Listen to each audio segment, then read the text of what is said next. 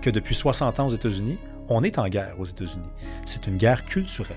Ouais. Guerre culturelle. Ça, c'est un truc qui nous est étranger, mais ça fait 60 ans qu'aux États-Unis, il n'y a presque pas de professeurs de droite dans les universités. Ça s'est transposé jusqu'ici. Ça fait 60 ans qu'il y a des mœurs qui sont mises de l'avant et qu'on essaie de détruire la cellule familiale, la famille traditionnelle, qu'on désindustrialise, qu'on repense ce qu'est l'Amérique, que ça traverse jusqu'ici. Il y a véritablement une guerre culturelle. Et la guerre culturelle, elle existe ici. Et là-bas, elle commence à être armée. Yes sir, what's up tout le monde? Bienvenue au What's Up Podcast. Ici votre animateur Jerry Alain. J'espère que ça va bien. J'espère que vous avez passé une magnifique semaine tout le monde.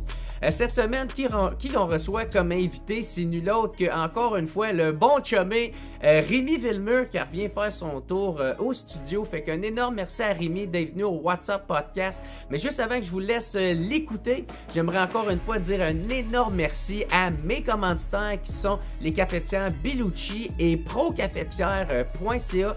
Encore une fois, un énorme merci de leur support financier pour le WhatsApp Podcast. Si vous voulez leur dire merci, thank you d'encourager Jerry Alain, ben dites-leur merci en consommant leurs produits. Montrez-leur que vous les appréciez autant vous autres aussi.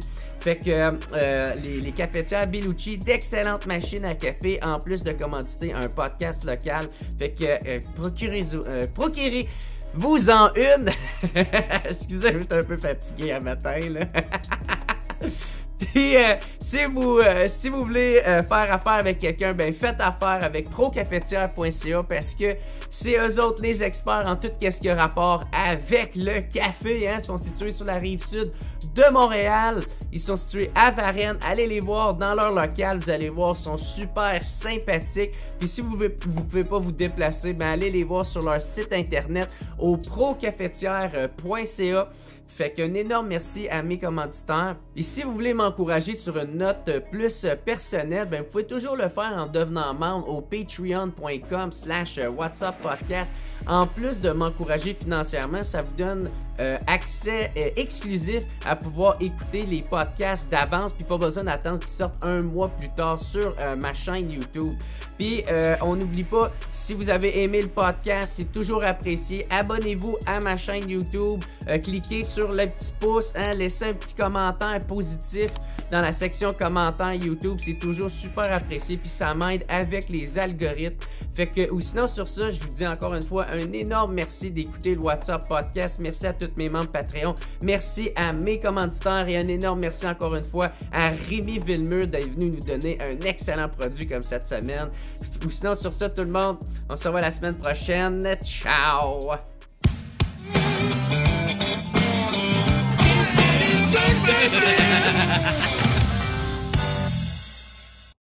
What's up tout le monde? Bienvenue au WhatsApp Podcast. Aujourd'hui, nouvel épisode avec le chum qui revient. Ben oui. Il était temps, j'avais hâte. Ben écoute, tu m'as invité, puis moi j'ai dit oui. C'était à toi de m'inviter plus tôt. Non, mais je rigole parce que je t'écoute souvent faire une belle présentation pour ceux qui t'avaient pas replacé parce que t'étais venu l'année passée. Rémi Villemur, man, chroniqueur à Cube, animateur aussi, t'animes ton propre show. Auteur aussi du livre Ne jamais se taire, puis maintenant avec le podcast Il reste du monde. Puis je suis content parce que la dernière fois quand t'étais venu au WhatsApp, t'avais pas encore le podcast, puis quand on avait terminé d'enregistrer, j'étais comme, man, tu devrais t'en partir un, ça serait crissement bon, si t'es bon, mon gars, porte-toi-en un. Puis c'est ça que t'as fait, fait que je suis vraiment content. Félicitations, ça a l'air de bien marcher. Ça marche bien, puis écoute, je te mentirais si je te disais que t'avais pas été important dans le processus, parce que, tu sais, tu m'as donné l'idée, je l'avais déjà, mais je veux dire, tu m'as donné confiance, tu m'as dit let's go, ça se fait, c'est faisable, il y a plein d'affaires à apprendre, puis il a fallu que 2 personnes m'encouragent pour qu'on y aille, puis tu fais partie de ces 2 personnes-là. C'est vraiment, je te le dis, c'est honnêtement, c'est dur quand même, là, tu peux en témoigner, là, il y a des affaires, toi t'as pogné une formule, tu commences faut être constant, puis tu sais, une fois que la machine est huilée, là... Mais on est 2, moi, dans cette histoire-là, il y a mon ami Solal, sans qui ça serait pas possible pantoute. Puis c'est le fun parce que tu rencontres toutes sortes de monde. Tu sais, honnêtement, tu pognes le numéro de quelqu'un parce que tu connais quelqu'un qui l'a, puis là, t'appelles, puis là, tu te dis « Hey, je viens de parler avec telle personne, tu sais, puis là, elle vient de me dire oui. » C'est malade. Là. Comme là, on a un invité. Ben, je pense que quand l'épisode va être... Ah non, tu sais quoi, je vais le garder. Il y a un humoriste très, très, très, très, très connu au Québec que j'ai réussi à avoir. J'aurais jamais pensé un jour pouvoir parler avec ce gars-là. T'sais. Fait que tu finis par rencontrer toutes sortes de monde. C'est fascinant. Ah, très cool, man. Puis je suis content de ça. Tes détracteurs vont pouvoir m'envoyer des lettres d'insultes pour t'avoir motivé à faire un podcast. Ben oui, vous gérez ça avec Alain. Ouais. Qu'est-ce qui est drôle là-dedans, c'est que moi, j'arrêtais pas d'envoyer des affaires à toi puis à Solade, genre sourette, genre parce que à chaque fois que j'écoute ton podcast, je suis tout le temps bien sous. Là, je suis comme, là, j'y envoie des voices. Ouais, ça serait mieux que vous feriez pas ça de même. Ou, ça pourrait vous aider aussi à faire telle affaire. Ah, puis pour Patreon, vous pouvez aussi faire en sorte que... Mais t'es plus intelligent quand t'es sous, Jeff. Ouais, les meilleures idées, tu me les as. Non, mais... C'est fluide dans ce temps-là. Ben oui, vraiment, vraiment. Mais de toute façon, s'il y a bien quelqu'un qui juge pas les sous-longs, c'est moi. Ouais, c'est bien correct. Fait que, comment t'aimes ça, le podcast? J'imagine que ça doit être différent de la radio, parce que là, c'est ça, t'as aussi, je l'ai dit en présentation, mais t'as aussi maintenant ton show au 99.5. Là, c'est ça, ouais. T'as aussi ça. Fait que comment tu trouves ça, tu sais, la différence entre animer le podcast puis ton show radio? Tu sais, quand il y a les Olympiques d'été, là, il y a le 100 mètres, il y a le 400 mètres, il y a le 500 mètres, il y a il y a le marathon. C'est de la course, là. Animer un podcast puis animer une émission de radio, pour bien du monde, c'est le même sport, mais c'est pas la même durée, c'est pas la même discipline. Moi, je l'ai vraiment appris à la dure, parce que quand j'ai fait mes premiers épisodes de podcast, j'arrivais à bout de 52 minutes, puis j'étais comme... Je sais plus quoi dire, je sais plus quoi demander. Ouais. Il me semble que mon invité est un peu fatigué. Il me semble qu'il est pas comme au début. Puis là, j'arrêtais. Puis beaucoup de commentaires de gens, c'était « Hey, t'es plus à radio, t'es plus obligé de faire des 10-15 minutes. Va-t'en plus loin avec la personne. » Puis encore aujourd'hui, là, ça fait même pas un an qu'on fait ce projet-là, ça fait même pas 6 mois. Je suis un peu divisé entre me dire « Il faudrait que je fasse de la radio comme je fais de la radio, puis faire des podcasts de 2h45. » Et l'idée de continuer de faire ce que je fais, parce que je trouve que des fois, des podcasts qui durent trop longtemps, ils durent trop longtemps. C'est vraiment là à l'écoute. C'est pas normal, en fait, que quand tu écoutes une émission, tu aies envie de l'arrêter, de la reprendre, de l'arrêter, de la reprendre, de l'arrêter. Moi, j'essaie d'obtenir un effet inverse. J'aimerais ça que les gens m'écoutent d'un coup. Ouais. Puis qu'il n'y ait pas à s'arrêter parce qu'ils sont épuisés, qu'il n'y ait pas à s'arrêter parce qu'ils ont quelque chose à faire. Au contraire, qu'ils se disent, je vais repousser ce que j'ai à faire pour finir cet épisode-là. Tu sais, il faut apprendre que le podcast est un univers particulier où tu as plus d'espace puis tu peux donner plus de temps à la personne devant toi pour parler. Mais je trouve qu'il faut quand même retenir quelque chose que la radio commerciale puis que la télé traditionnelle nous a inculqué, c'est que quand tu as 50 minutes, t'es mieux d'être bon en 50 minutes. T'es mieux d'aller au fond des choses en 50 minutes. Parce que sinon, concentré. Ouais, tu sais, mais en même temps, je suis encore en réflexion. Parce qu'il y a des jours où je me dis, non, regarde, Joe Rogan, ça marche, puis c'est pas inintéressant.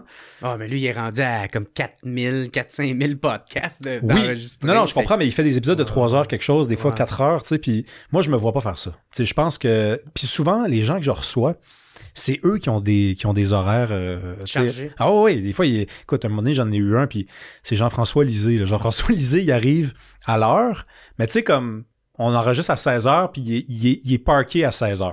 Fait que à l'heure, mais à l'heure. Puis là, on se met à enregistrer, puis à un moment donné, avant qu'on enregistre, j'ai dit, on a combien de temps? Il dit, bon, on s'était dit 45 minutes.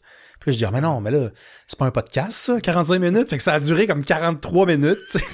Là, j'ai dit à la fin, vous êtes obligé de revenir. Hein? Puis là, il m'a dit, il a comme rien dit.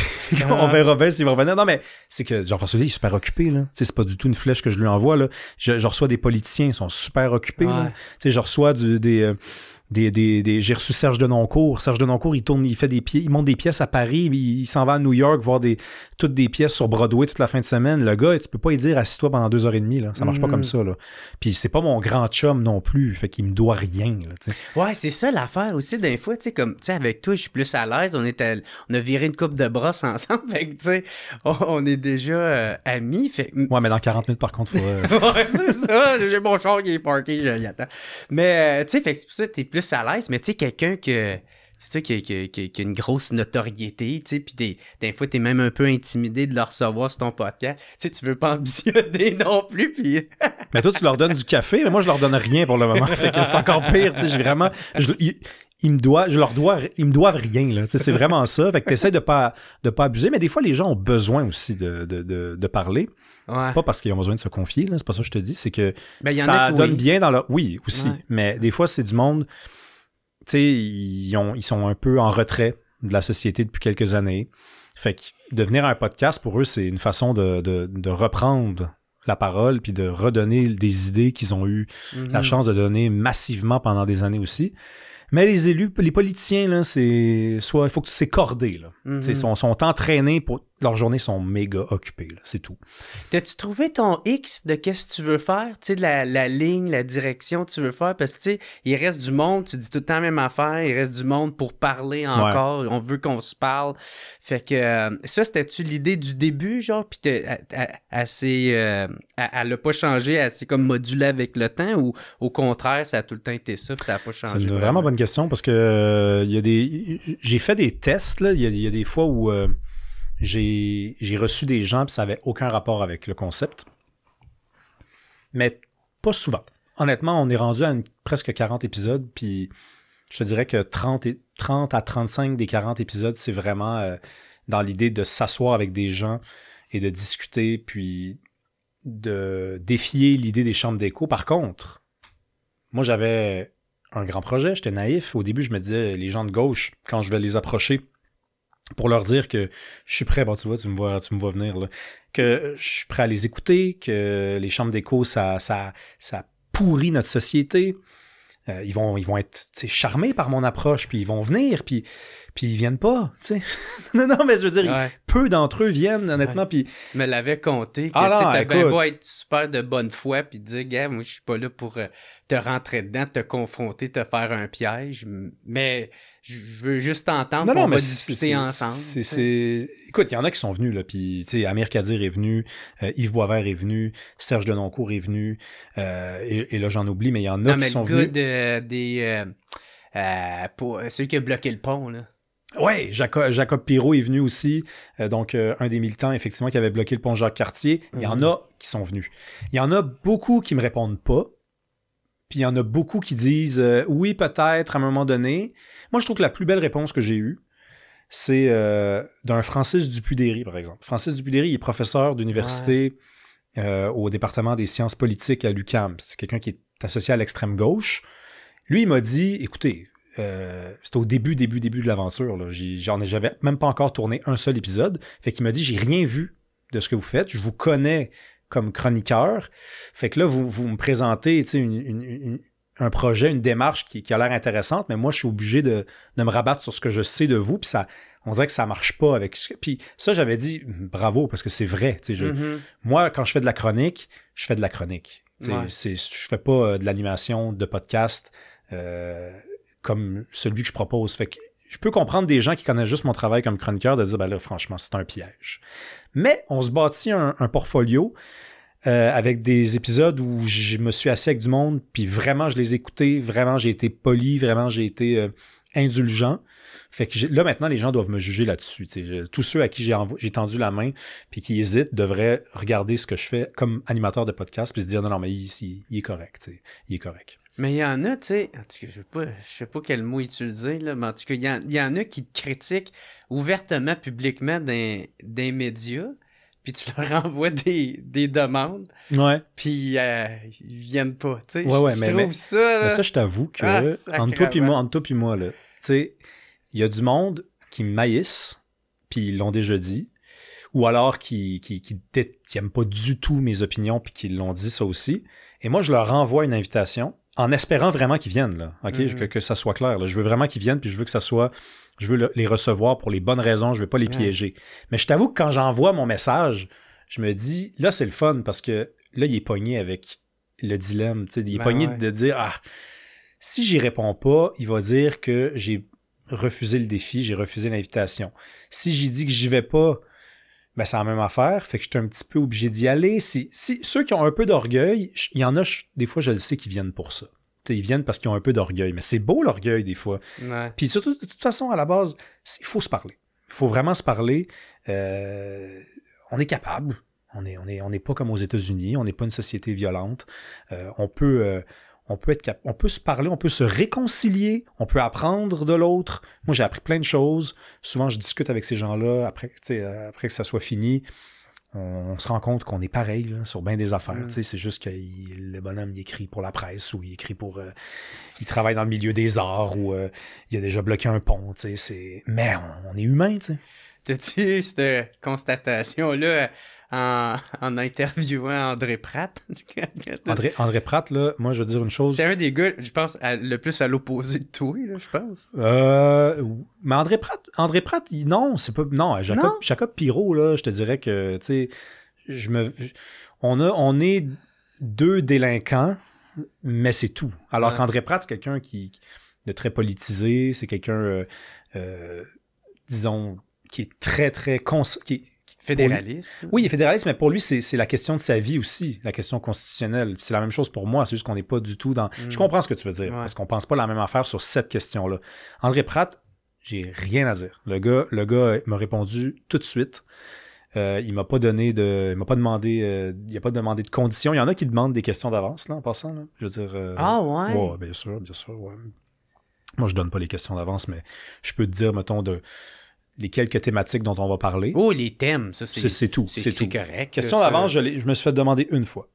Question d'avance. Puis la personne n'est même pas venue. La personne, à la dernière seconde, elle s'est décommandée. Puis elle m'avait demandé les questions d'avance. C'est incroyable. Ouais. Mais André Pratt, moi, j'ai trouvé cet homme-là super aimable, généreux. Puis, non, j'ai rien à dire. Ben, c'est cool, gars. Tu vois, moi, j'avais des préjugés à travers ce que j'avais entendu ou les prises de position qu'il y avait, que, tu sais, à ce moment-là, ben, c'est ça, il était crissement impliqué. Là. Fait que, tu sais, j'avais cette impression-là, puis, fait que c'est ça que ça fait de se parler. Absolument. Puis, tu sais, des fois, c'est vraiment plate parce que tu rencontres quelqu'un, tu tournes un épisode avec cette personne-là, tu sais, tu passes 1 heure et demie avec la personne, il y a un échange qui survient. Tu sais, je dis pas que tu deviens ami avec n'importe qui, mais c'est juste que il se passe quelque chose, tu sais. André Pratt et moi, on s'est réécrit après, tu sais, par exemple, on s'est réécrit après. Puis après, tu partages le contenu en ligne, puis là, les gens font juste insulter, tu sais, André Pratt, c'est c'est un esti de tabarnak, il a déjà fait ça, moi, je l'écoute plus. Puis là, tu fais assez plate parce que moi, j'ai pas eu accès à la même personne que vous. Vous pensez que vous connaissez la personne. Puis je les comprends en pensant des fois d'être en colère, les gens, tu sais, c'est des gens passionnés. Il y en a des deux côtés. Mais ça humanise. C'est toi qui viens d'utiliser le bon mot. Ça humanise. Ça donne un sens à autre chose que seulement les idées, le combat politique. Ouais. Vraiment. Ça, là, j'aimerais ça te parler, parce que moi, je t'ai bien écouté cet été, parce que là, t'es en remplacement à Cube. Ouais. Fait que t'as fait une couple de chroniques. Là, ça me tente de te parler de la gauche. Ça me tente de te parler de la gauche, de QS. Parce que t'as fait une chronique justement sur QS, puis là, on en regarde dans les sondages, ils ont sorti hier, je pense que hier c'était le 18 septembre, en tout cas, puis ils sont dans le bas fond. Ouais. Ils n'ont jamais été dans le bas fond de même. Quelle analyse que tu fais, toi, de ça, tu sais, de QS, tu sais, c'est ça, quel portrait tu fais de ça? Là? Ben, tu sais, la politique, là, c'est la raison pour laquelle j'adore ça, c'est que ça peut être l'affaire la plus compliquée à comprendre, comme ça peut être l'affaire la plus simple à comprendre. Fait que ça dépend sur quel pied tu te lèves. Si un matin, tu te lèves et tu as envie d'avoir une journée méga intellectuelle, tu peux faire de la politique ta priorité de la journée en élevant le niveau, puis tu peux aussi tout comprendre la politique avec le cerveau d'un poisson rouge. Je te donne un exemple. QS, pour comprendre ce qui arrive à QS, là, c'est très simple. Fais-moi la liste des projets politiques de QS qui sont en phase avec la volonté du peuple. Ouais. Il n'y en a pas. Il n'y en a juste pas de projet là-dessus. À la fin de la journée, c'est ça. Un parti qui marche, un parti qui ne marche pas. Québec solidaire nous parle d'environnement. Je suis désolé, mais les Québécois, c'est pas leur priorité en ce moment. Pour les bonnes ou les mauvaises raisons. Québec solidaire nous parle de plus d'immigration, ou en tout cas d'arrêter d'en parler. On pourrait dire ça, parce que c'est vrai qu'aux dernières nouvelles, ils en veulent moins, mais ils veulent qu'on arrête d'en parler. Les Québécois veulent en parler. Le Québec solidaire nous parle de serviettes sanitaires gratuites. Les Québécois s'en fichent. Tu sais, qu'on pourrait continuer pendant longtemps. À un moment donné, c'est parce que les gens, quand ils reçoivent l'appel de Léger, sondage Léger, puis qu'ils se font dire à QS, eux, ils font, regarde, moi, là, j'ai des problèmes d'argent. Moi, j'ai des problèmes de logement. Là, tu pourrais me dire QS parle de logement. Oui, mais ce qu'ils proposent, ça n'a aucun sens. C'est pas réaliste. Fait qu'ils peuvent pas entrer en phase avec un parti. C'est aussi simple que ça, la politique. À force de te détacher de ce que le peuple veut, ben, tu finis par perdre tous tes appuis. Et puis là, il arrive la même affaire au NPD. Là. Le gouvernement Carney annonce peut-être un déficit de 100 milliards. La dette est de 1390 milliards au Canada. Des 100 milliards de plus. Tout le monde est contre dans l'opposition. Le Bloc trouve que ça n'a pas d'allure, les conservateurs, évidemment. Le NPD est questionné sur la question, puis ils disent non, nous autres, le déficit, c'est pas grave. Nous autres, ce qu'on veut, c'est qu'il n'y ait pas de services qui sont coupés aux citoyens. Tu te dis, mais il y a une dette publique de 1400 milliards de dollars, on lui ajoute 100 milliards, puis tu es en train de me dire que le déficit, c'est pas un problème. Tu peux pas conserver l'appui de la population si tu es toujours ailleurs. Quand le peuple s'en va par là, tu t'en vas par là. Ça fait pas sérieux, tu sais. Ben, ça fait pas sérieux, ça fait gamin. Que ouais, c'est ça, ça fait que tu prends pas ça au sérieux, l'économie. On dirait que ça te parle pas, tu sais. Mais non, c'est absolument ça. La gauche était, pendant longtemps, elle était en phase avec ce que voulaient les gens, et ça s'est effrité. Ça s'est effrité énormément. Puis bon, on pourrait même parler de la fameuse sortie de Ruba Gazal à Cube au micro de Marc Boilard, où elle se fait demander, justement, elle se fait poser à peu près la même question que tu viens de me poser. Qu'est-ce qui se passe? Pourquoi ça marche pas? Pourquoi vous dégringolez de sondage à sondage? Et elle répond ceci ou à peu près ceci. Nous autres, quand on se parle entre nous autres, on se parle avec des grands mots, on est intello, la gauche. Fait qu'il faudrait peut-être... Là, tu te dis, mais qu'est-ce que tu viens de dire? C'est justement ça, votre problème. Arrête de te peinturer dans le coin. Votre problème, c'est qu'on ne vous comprend pas parce que vous nous parlez d'un autre point. On dirait que vous êtes ailleurs. On est là, puis vous êtes là. Puis là, tu viens en plus ajouter au fait que ça, c'est exact. Oui, c'est ça qui se passe, mais c'est que vous êtes plus intelligent que nous. Fait qu'il va falloir que vous réduisiez, que vous baissiez le niveau de langage. Mais Ruba Gazal, je suis sûr qu'elle est sortie du studio en disant « Qu'est-ce que je viens de dire? Je viens de revenir de vacances, je suis rouillé. » Mais malheureusement, on le sait, quand on est mal entraîné, quand on est au naturel, c'est là que les vraies choses reviennent. Je pense que c'est véritablement quelque chose qui circule à gauche. Ouais. Ils doivent se faire des soirées, tricot, puis à se dire regarde, nous autres, s'ils nous comprennent pas, nous, on a lu Sartre quand même. On a lu Sartre, nous. On a lu Beauvoir. Ont-ils lu Beauvoir? Ont-ils lu Sartre? On n'a pas lu ça, mais on sait par contre qu'on est dans la marde financièrement, qu'on a besoin d'avancer. On sait ce qu'on veut aussi. On n'est pas con, en fait. Hein? On n'est pas crétin. On est éduqué. On se renseigne.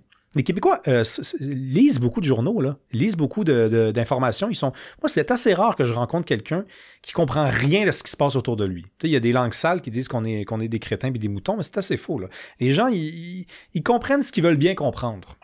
Donc, la gauche devrait peut-être retrouver cette sensibilité-là. Moi, qu'est-ce que je trouve qui est décevant, c'est que, tu sais, ma tante, comme tu dis, peut-être que c'est vrai qu'elle était fatiguée, puis peut-être c'est vrai que elle parlait vite, puis ça sonnait de même, mais c'est pas ça qu'elle voulait que ça sonne. Mais je trouve que c'est quasiment encore pire parce que ça montre que t'as pas de réponse. T'sais. Moi, c'est ça que je trouve qui est quand même hallucinant, c'est que, tu sais, oui, tu t'as sorti ça, peut-être c'était pas ça, mais t'as pas d'autres explications. Fait que vous penchez pas sur le problème. Tu sais, genre, vous creusez pas là-dedans. Tu sais, on dirait que de plus en plus...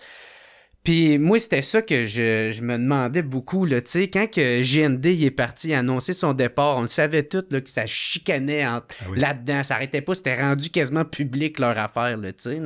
Puis je me suis dit, OK, bon, comment qu'ils vont tourner ça? Est-ce que ça va devenir au contraire, on va devenir ça, on va essayer de raligner ça un peu plus à qu'est-ce que le peuple veut, puis...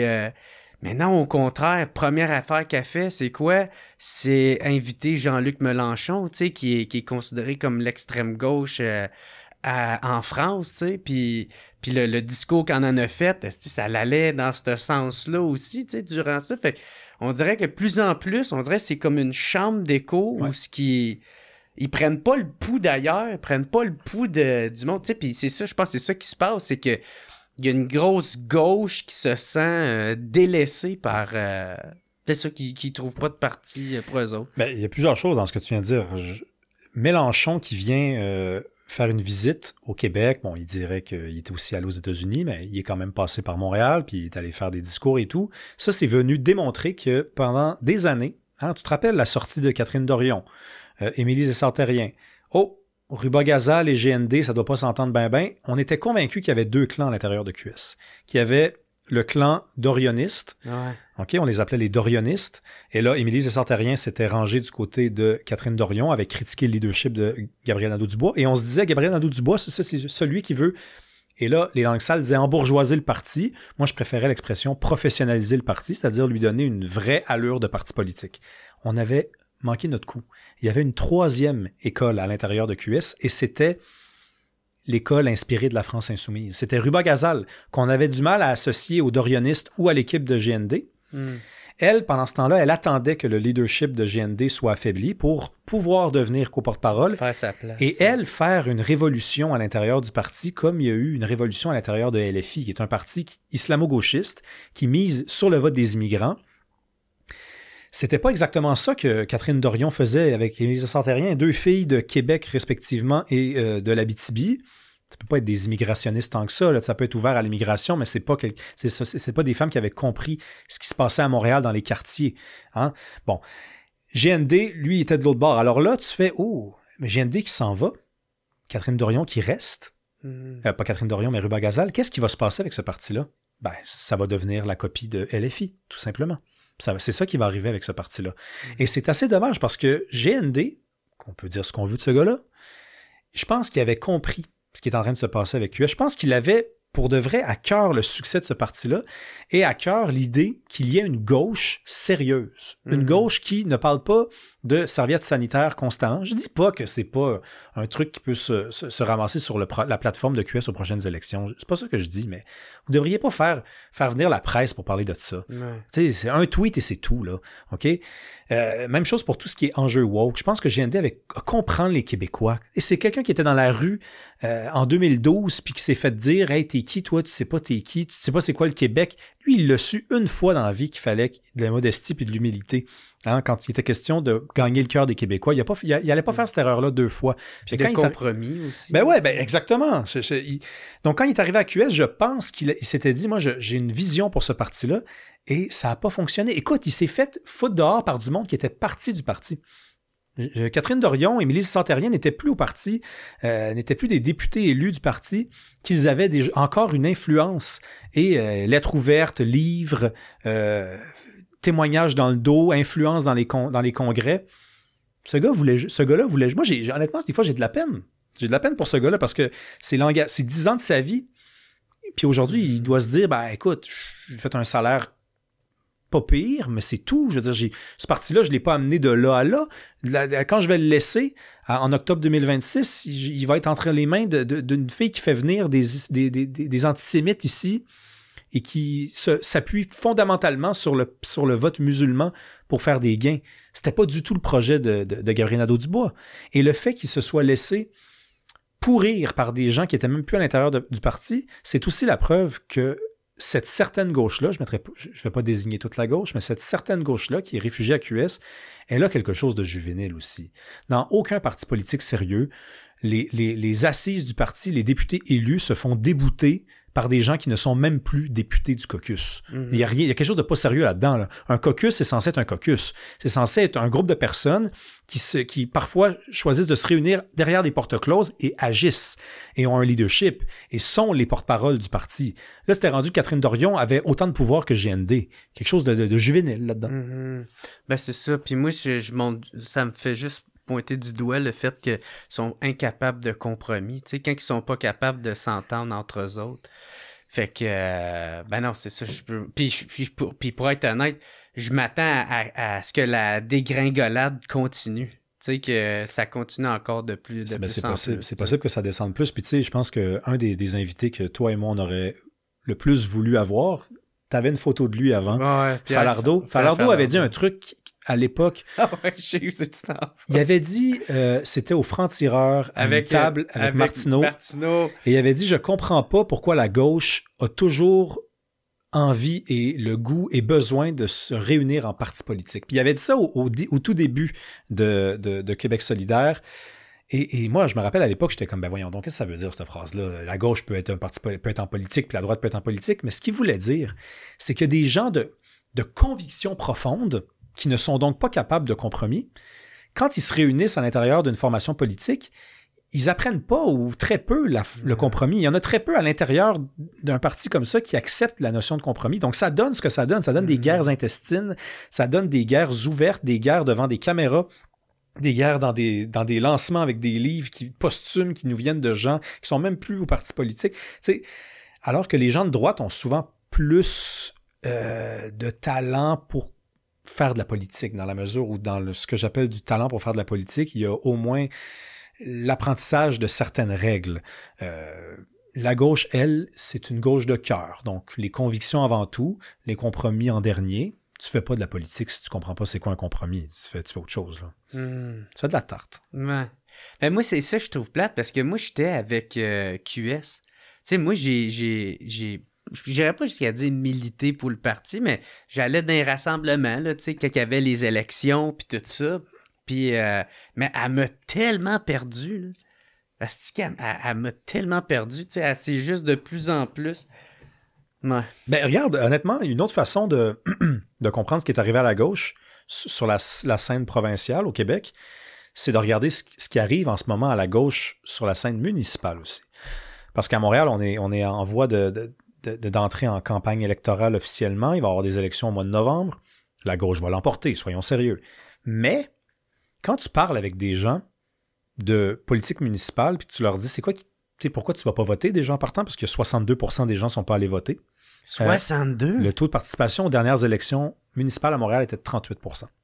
Donc, ça veut dire que tu as 62% des gens, en passant, juste pour que tu comprennes bien, c'est pas 38% de la population qui est allée voter. 38% des gens inscrits sur la liste électorale. Ouais. Fait que c'est encore pire, là. C'est peut-être une personne sur, je sais pas, sur 10 là, qui est allée voter. Ou peut-être juste 2 personnes sur 10 qui sont allées voter. Non, c'est flagrant, là. Souvent, quand tu parles avec des gens qui ne sont pas allés voter, ou des gens qui ont voté à droite, donc surtout des gens qui ne sont pas allés voter, ils disent, moi, ce qui m'énerve, c'est que j'ai l'impression qu'ils font tout sauf ce qui doit d'abord être fait. Puis là, tu dis, c'est quoi qui doit d'abord être fait? Ben, balancer les colonnes d'un budget, les dépenses, les revenus, qu'on soit dans le vert et non dans le rouge, OK. C'est vrai que la Ville de Montréal fait pas ça. Je veux dire, avec le budget qu'ils ont, ils ont une dette 2 fois plus importante que le budget. Ça n'a aucun maudit bon sens. Là, ils ont mis 800 millions dans les pistes cyclables, tabarnak. Ça n'a aucun sens, ça n'a aucun sens. Ben, 100 millions dans la place des Montréalaises. Ben, justement, alors, tu mets pas, tu t'occupes pas de ton budget, tu t'occupes pas des routes, tu t'occupes pas de la sécurité, tu t'occupes pas du transport en commun, tu t'occupes pas de la propreté, tu t'en occupes pas, mais tu t'occupes d'avoir une commissaire au racisme systémique. Bien payée, soit dit en passant. Tu t'occupes d'avoir une bureaucratie qui est de plus en plus importante. Il y a des dizaines de milliers d'employés dans la fonction publique à Montréal. Des dizaines de milliers! Des dizaines de milliers. Il y a à peu près 10 000 employés qui gagnent 100 000 et plus. Tu as, je pense, 100 et quelques élus municipaux pour une ville de 2 millions de personnes. Ça n'a aucun bon sens. 103. 103. Donc, ils font pas ce qu'ils doivent d'abord faire. Moi, là, honnêtement, ça me dérangerait pas, Jer, s'il me parlait d'inclusion. Ça me dérangerait même pas tant que ça. Pas tant que ça me dérangerait, mais pas tant que ça s'il y avait un commissaire au racisme systémique. Si les routes étaient belles, si c'était pas dangereux. Écoute, il y a des gens qui se font attaquer dans le village parce qu'ils sont pris pour des policiers. C'est sorti, sorti dans la presse un matin. Donc là, tu te dis, il y a un double problème. Il y a des gens qui se font attaquer, puis il y a des gens aussi qui se font attaquer parce qu'ils sont pris pour des policiers. Donc, des policiers sont en danger. Tout va mal. Si tout allait relativement bien, des petites frivoleries, des petites coquetteries de on va avoir un commissaire au racisme systémique, on va avoir une piste cyclable sur Clark, alors on a déjà une sur Saint-Urbain. Garde, c'est pas grave, rendu là. Mais tu peux pas te le permettre quand rien ne va. Ben, c'est la même chose avec la gauche. C'est quoi votre programme économique? Ben, on va plus s'occuper de vous parler des serviettes sanitaires. On va parler d'économie après. Non, parle-moi d'économie, parle-moi des serviettes sanitaires après. Vas-y, fais les choses dans l'ordre. Mm-hmm. Sois un adulte. Tu fais de faire de la politique? Sois un adulte. On parle de parti politique. Il y a le Parti québécois qui a gagné la partielle dans Arthabasca. Puis, toi, est-ce que tu y crois à Paul Saint-Pierre Plamondon qui va être capable de réaligner le parti un petit peu plus par la droite? Moi, j'aime... je suis quelqu'un qui essaie de mettre la foi... pas le foie, la foi. J'ai eu longtemps la foi dans toutes sortes d'affaires, quand j'écoutais le hockey, en politique, en amour, en amitié. plus je vieillis, plus je me dis, la foi, il faut que ça soit moins important dans la vie de quelqu'un qui n'est pas un religieux, évidemment. Là. Donc, pour moi, oui, j'ai envie de te dire oui, mais je veux des preuves. Donc, je veux des preuves. Je veux une démonstration. Je veux qu'on approche des candidats qui sont de droite. Je veux qu'on prenne position. Qu'il ne faut pas juste l'instrumentaliser. Mais je pense pas qu'ils aient voulu faire. Tu sais qu'avec, d'ailleurs, Alex Boissonneau, moi, il y a des gens qui m'ont dit au PQ, on pense, tu sais, oui, là, son passé a été publié, révélé au grand jour, son passé d'activiste, altermondialiste d'extrême gauche, mais ce gars-là, on l'a approché parce qu'il était de centre-droit et il est de centre-droit.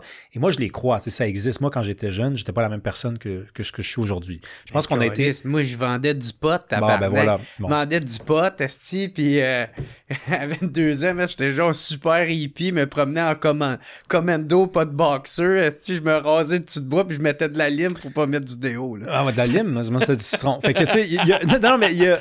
Donne une idée, on change tout. Mais non, mais c'est ça, mais il y a des gens qui se sont dit, voici le virage à droite du Parti québécois, un gars d'extrême gauche. Regarde, il avait été d'extrême gauche, puis moi, on va voir, là, il venait d'être nommé porte-parole en matière d'immigration, là. OK? Fait qu'on le sait que les idées du PQ en immigration sont pas tout à fait à gauche, là. Donc, s'ils l'ont désigné lui, c'est que oui, ils ont l'impression que ce gars-là est le porte-parole approprié. À ta question, Jer, je veux juste dire, je veux des preuves. Fait qu'on verra. Tu sais, pour le moment, j'y crois. J'y crois parce qu'on a pris des positions compliquées au Parti québécois. Quand on connaît le Parti québécois, c'est un parti qui est fondé sur la social-démocratie. Oui, c'est une coalition entre le RN dans les années 60, puis le RIN, puis, mais assez rapidement, c'est un parti qui a été marqué à gauche, pour ne pas dire très à gauche, ou en tout cas au centre-gauche. Et là, j'entends Paul Saint-Pierre Plamondon me dire que dans un État du Québec souverain, il y aurait un gel des embauches en fonction publique. Je l'ai entendu parler de brasser la cabane dans la fonction publique il y a 1 an. Venant d'un chef du Parti québécois, c'était de l'ordre de l'impensable. Je ne t'aurais pas entendu Jean-François Lisée dire ça, tu n'aurais pas entendu Pauline Marois dire ça, et là, je pourrais remonter plus loin. Donc, si ce gars-là a osé prendre cette position-là, je pense qu'on n'a pas le choix de le croire. Après, les preuves supplémentaires sont attendues. Ça va nous prendre plus de positions de droite de la part du Parti québécois. Ça va prendre des candidats centre-droit ou droite, économiques, aussi sur le plan identitaire aux prochaines élections. Et là, ensuite, on pourra dire que la démonstration est faite. Vraiment. Mais pas avant ça. Avant ça, on peut avoir la foi. On peut aussi porter attention à des signaux. Et il y en a qui indiquent que oui, il est engagé dans cette direction-là. Mais on a souvent été déçus en politique. Donc, je pense qu'une certaine forme de vigilance, c'est pas une mauvaise idée. Moi, je me demande si la base va suivre. Tu sais, parce que c'est bien beau que Maton y prend ces positions-là, mais il faut aussi, l'autre défi, c'est de convaincre sa base de « Hey, tu sais, nous autres, on veut s'enligner vers un référendum, on le fera pas tout seul. » Tu sais, fait que... Ben, le référendum, c'est autre chose, effectivement. Là. Non, mais tu sais, genre, suivez-moi là-dedans, faites-moi confiance, tu sais. Faisons des compromis, tu sais. Faisons des compromis, tu sais, parce que, ben, éventuellement, c'est ça qu'ils veulent, tu sais. S'ils veulent, tu sais, jusqu'à date d'aujourd'hui, tu sais, c'est sûr, c'est loin dans 1 an, là, mais tu sais, jusqu'à date d'aujourd'hui, c'est eux autres qui mènent d'un sondage depuis quand même un crise de bon bout, là, tu sais. Depuis près de 2 ans. Fait que c'est ça, fait que, tu sais, s'ils remportent l'élection puis ils veulent faire un référendum, va falloir qu'ils fassent des compromis, tu sais, pour pouvoir... Ben, c'est évident, hein, c'est évident. Puis, tu sais, je pense qu'une des questions les plus intéressantes qu'on va se poser au Québec dans les prochaines années, outre la question référendaire qui surviendra, c'est la question à savoir en amont, donc en préparation à ce référendum-là, qu'est-ce qui va être le plus payant pour le Parti québécois? Aller chercher les électeurs de QS ou aller chercher les électeurs d'Éric Duhem? Parce que c'est à peu près la même base électorale. On parle de 8 à 12 % de part et d'autre. Hein. Là, aux dernières nouvelles, QS est à 8 %, le Parti conservateur à 11 à peu près. Bon, fait que ça fait... Et c'est pas... On peut pas dire que ce sont des électorats qui sont tout à fait complémentaires, là, on s'entend. Je veux dire, à Québec solidaire, l'idée même qu'on parle d'un pipeline ou d'exploiter des ressources naturelles, ça peut être une... Et pour certaines personnes, malheureusement, ça peut être une façon de dire « nous, on vote non ». Même chose, en passant, au Parti conservateur. Je veux dire, il y a beaucoup de gens qui disent qu'ils n'ont pas de conditions, mais c'est pas vrai. Là, ils en ont des conditions. Fait que si on leur dit que non, écoutez, sur la question des des ressources naturelles. Nous autres, on est vraiment plutôt engagés dans l'électrification puis l'énergie verte. Peut-être qu'il y a du monde qui vont dire « Ah, mais moi, je n'embarque pas, moi, dans un État communiste vert ou dans un État environnement écolo. Peut-être qu'il y a du monde qui vont débarquer. Mais l'exercice de génuflexion, là, ou plutôt de gymnastique, est compliqué de faire la split entre QS puis le Parti conservateur de même, puis de faire « Oh! » puis de pas avoir mal au milieu. Là. Mm-hmm. C'est très compliqué. C'est pour ça que au final, tu t'adresses à qui? Tu t'adresses à ceux pour qui le Québec, c'est dans le cœur que ça se passe. Et dans la tête aussi, mais dans le cœur d'abord. Mais moi, j'ai l'impression que la droite est quand même beaucoup plus facile à aller courtiser en ce moment, là, surtout dans un point de référendum, on va dire. Là, ça dépend laquelle. Mais moi, je trouve qu'ils ont de l'air même très facile à convaincre, c'est simple. Là, ils veulent juste des crises de contre-pouvoir. Eux autres, ils veulent que, dans le fond, la pire personne mise en place au gouvernement, tu sais, que le poste de président, futur président, là, tu sais, que la pire personne qui soit dans ce siège-là, le système le force à faire le bien. Tu sais, c'est juste ça qu'ils veulent, là, tu sais, fait que il n'y a pas vraiment de conditions là-dedans. Tu sais, moi, je vois pas ça comme une condition. Même, je vois ça comme étant le fait que autant que tu sois à gauche ou à droite, mais Chris, t'as tout à gagner que ça soit ça, ça peut pas devenir communiste, il y a des règles très claires qui l'encadrent, ça peut pas devenir fasciste, il y a des règles très claires, il y a des contre-pouvoirs qui vont faire en sorte que ça pourra pas le devenir. Fait que, tu sais, moi, je trouve c'est... Non, mais je suis d'accord avec toi, Jerry. Ouais. Il y a de plus en plus, je te dirais depuis 1 an, l'émergence d'un discours à droite qui semble être intéressé par la question nationale, qui semble être en tout cas pas fermé à en parler. Moi, j'ai confiance que ces gens-là, quand ils nous disent que tout ce qu'ils veulent, c'est ça, c'est effectivement ça. Par contre, on est dans un processus de négociation, je dirais, de négociation d'amour pour le projet souverainiste, une négociation d'accord au projet souverainiste. Il y a des phases. Et la première phase semble être, ouais, on veut une constitution, ouais, on veut des contre-pouvoirs. Peut-être que quand on leur donnera ça, ils vont nous dire on veut autre chose. Puis là, c'est juste qu'à un moment donné, comme je te dis, à la fin de la journée, ceux qui sont amoureux du Québec, ceux qui croient en le Québec, ceux qui croient au Québec, ben ces gens-là, ils sont déjà dans l'autobus. T'sais. Il faut aller chercher les autres. Parce qu'ils sont plus nombreux, ceux qui ne pensent pas au Québec tous les jours. Hein? C'est pas tout le monde qui pense. Moi, j'y pense tous les jours de ma vie. Tous les jours. Même le dimanche. Mais il y a du monde qui passe des journées sans y penser, des semaines sans y penser. Ces gens-là, ils demandent à être entendus, à être écoutés. C'est vrai qu'il faut aller les chercher. Il faut aller les chercher. Il faut leur faire comprendre aussi que, tu sais, quand tu nous dis, par exemple, ils veulent des garanties que ce ne sera pas fasciste, il faut aussi leur rappeler quand même que un Québec dans un Canada ou un Québec à l'extérieur d'un Canada, il n'y en a juste comme aucune chance qu'on aille dans cette direction-là. Tu sais, à un moment donné, il ne faut pas non plus se tirer les cheveux de même comme ça. Là, on le connaît-tu ou on le connaît pas, le Québec? Là? On commence à le voir aller. T'sais, on l'a vu aller. Là, le pire qu'il a fait, c'est 70, une gang de crinqués qui ont pété une coche, puis au bout de 2 jours, plus personne n'était de leur bord. Le FLQ, pour ne pas le nommer. Donc, l'histoire, c'est ça que ça nous enseigne aussi. Ça nous enseigne que les Québécois sont relativement prévisibles aussi, comme n'importe quel peuple. Les peuples sont prévisibles. Donc, s'inventer un monde où les Québécois se donneraient un pays puis basculeraient dans la part sombre de ce que l'être humain peut offrir, il y a quelque chose de l'ordre de la science-fiction là-dedans. Puis moi, je veux bien leur parler. Je trouve ça super important. Il faut les écouter. Parce que de toute façon, il va falloir écouter tout le monde. Ben oui. Puis ces gens-là, c'est vrai qu'on les a moins écoutés que l'extrême gauche.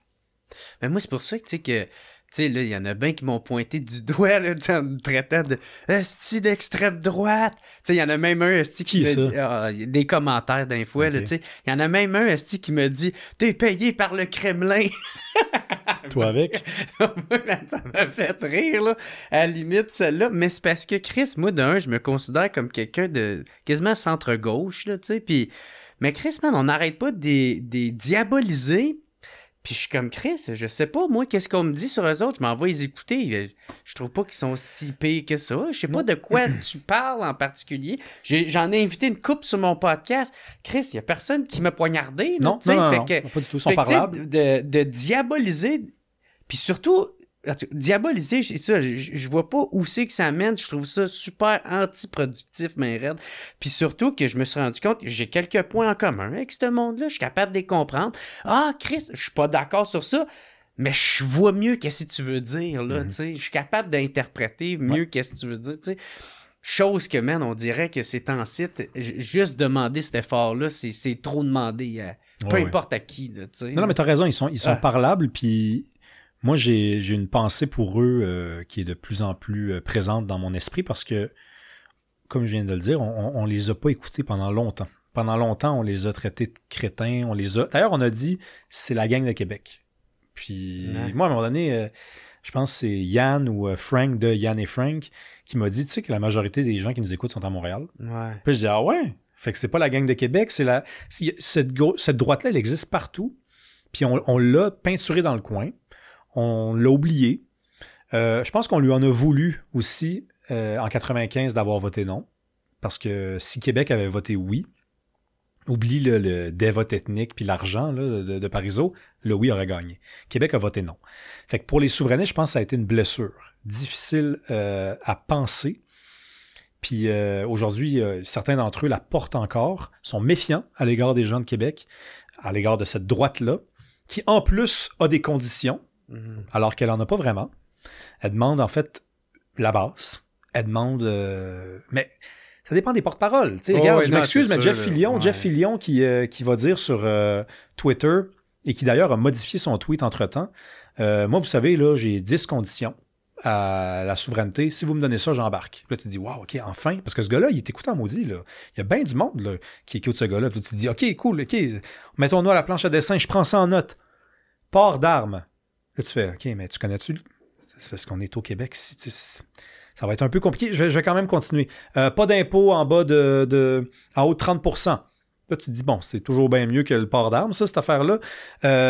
Dollar américain. Puis là, c'est dollar américain, crime, OK, ça commence à être compliqué ton affaire. Quoique c'est pas une si mauvaise idée que ça en passant. Et là, tu mets toutes ces conditions de même, tu te dis, mais c'est parce que ça marchera pas. Puis là, tu te dis, il doit avoir là-dedans 9 conditions auxquelles il tient vraiment, ou 8.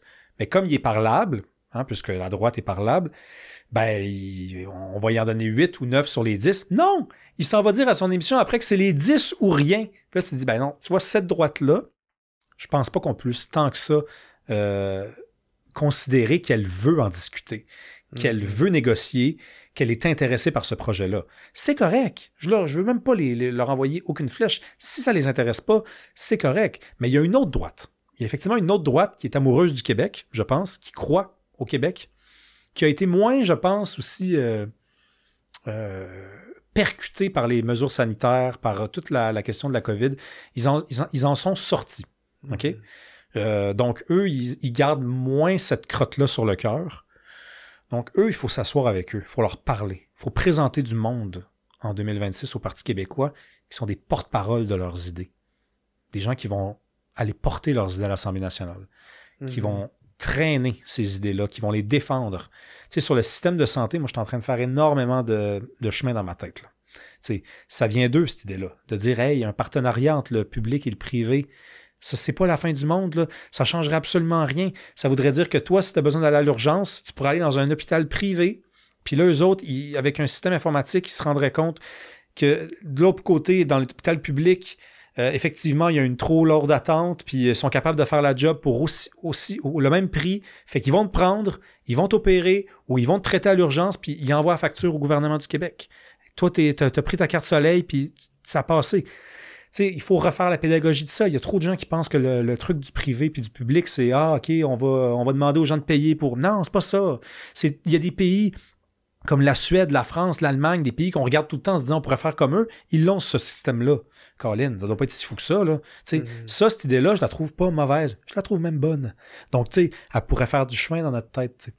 Puis ces idées-là viennent de cette droite-là, qui est pas du tout crétine. Elle a une façon de voir le monde qui mérite une chance. Parce que, je m'excuse, mais le modèle québécois, moi, j'y crois, là, mais il est fatigant, maudit, là. OK? Fait qu'on pourrait donner un petit break, là. On pourrait dire, va t'asseoir, bonhomme, là. Un petit peu. Pépère, là. Va te reposer un peu, là. Puis il y a du monde qui ont des idées, des entrepreneurs, des gens qui veulent aider, là. OK? Ils viennent du privé.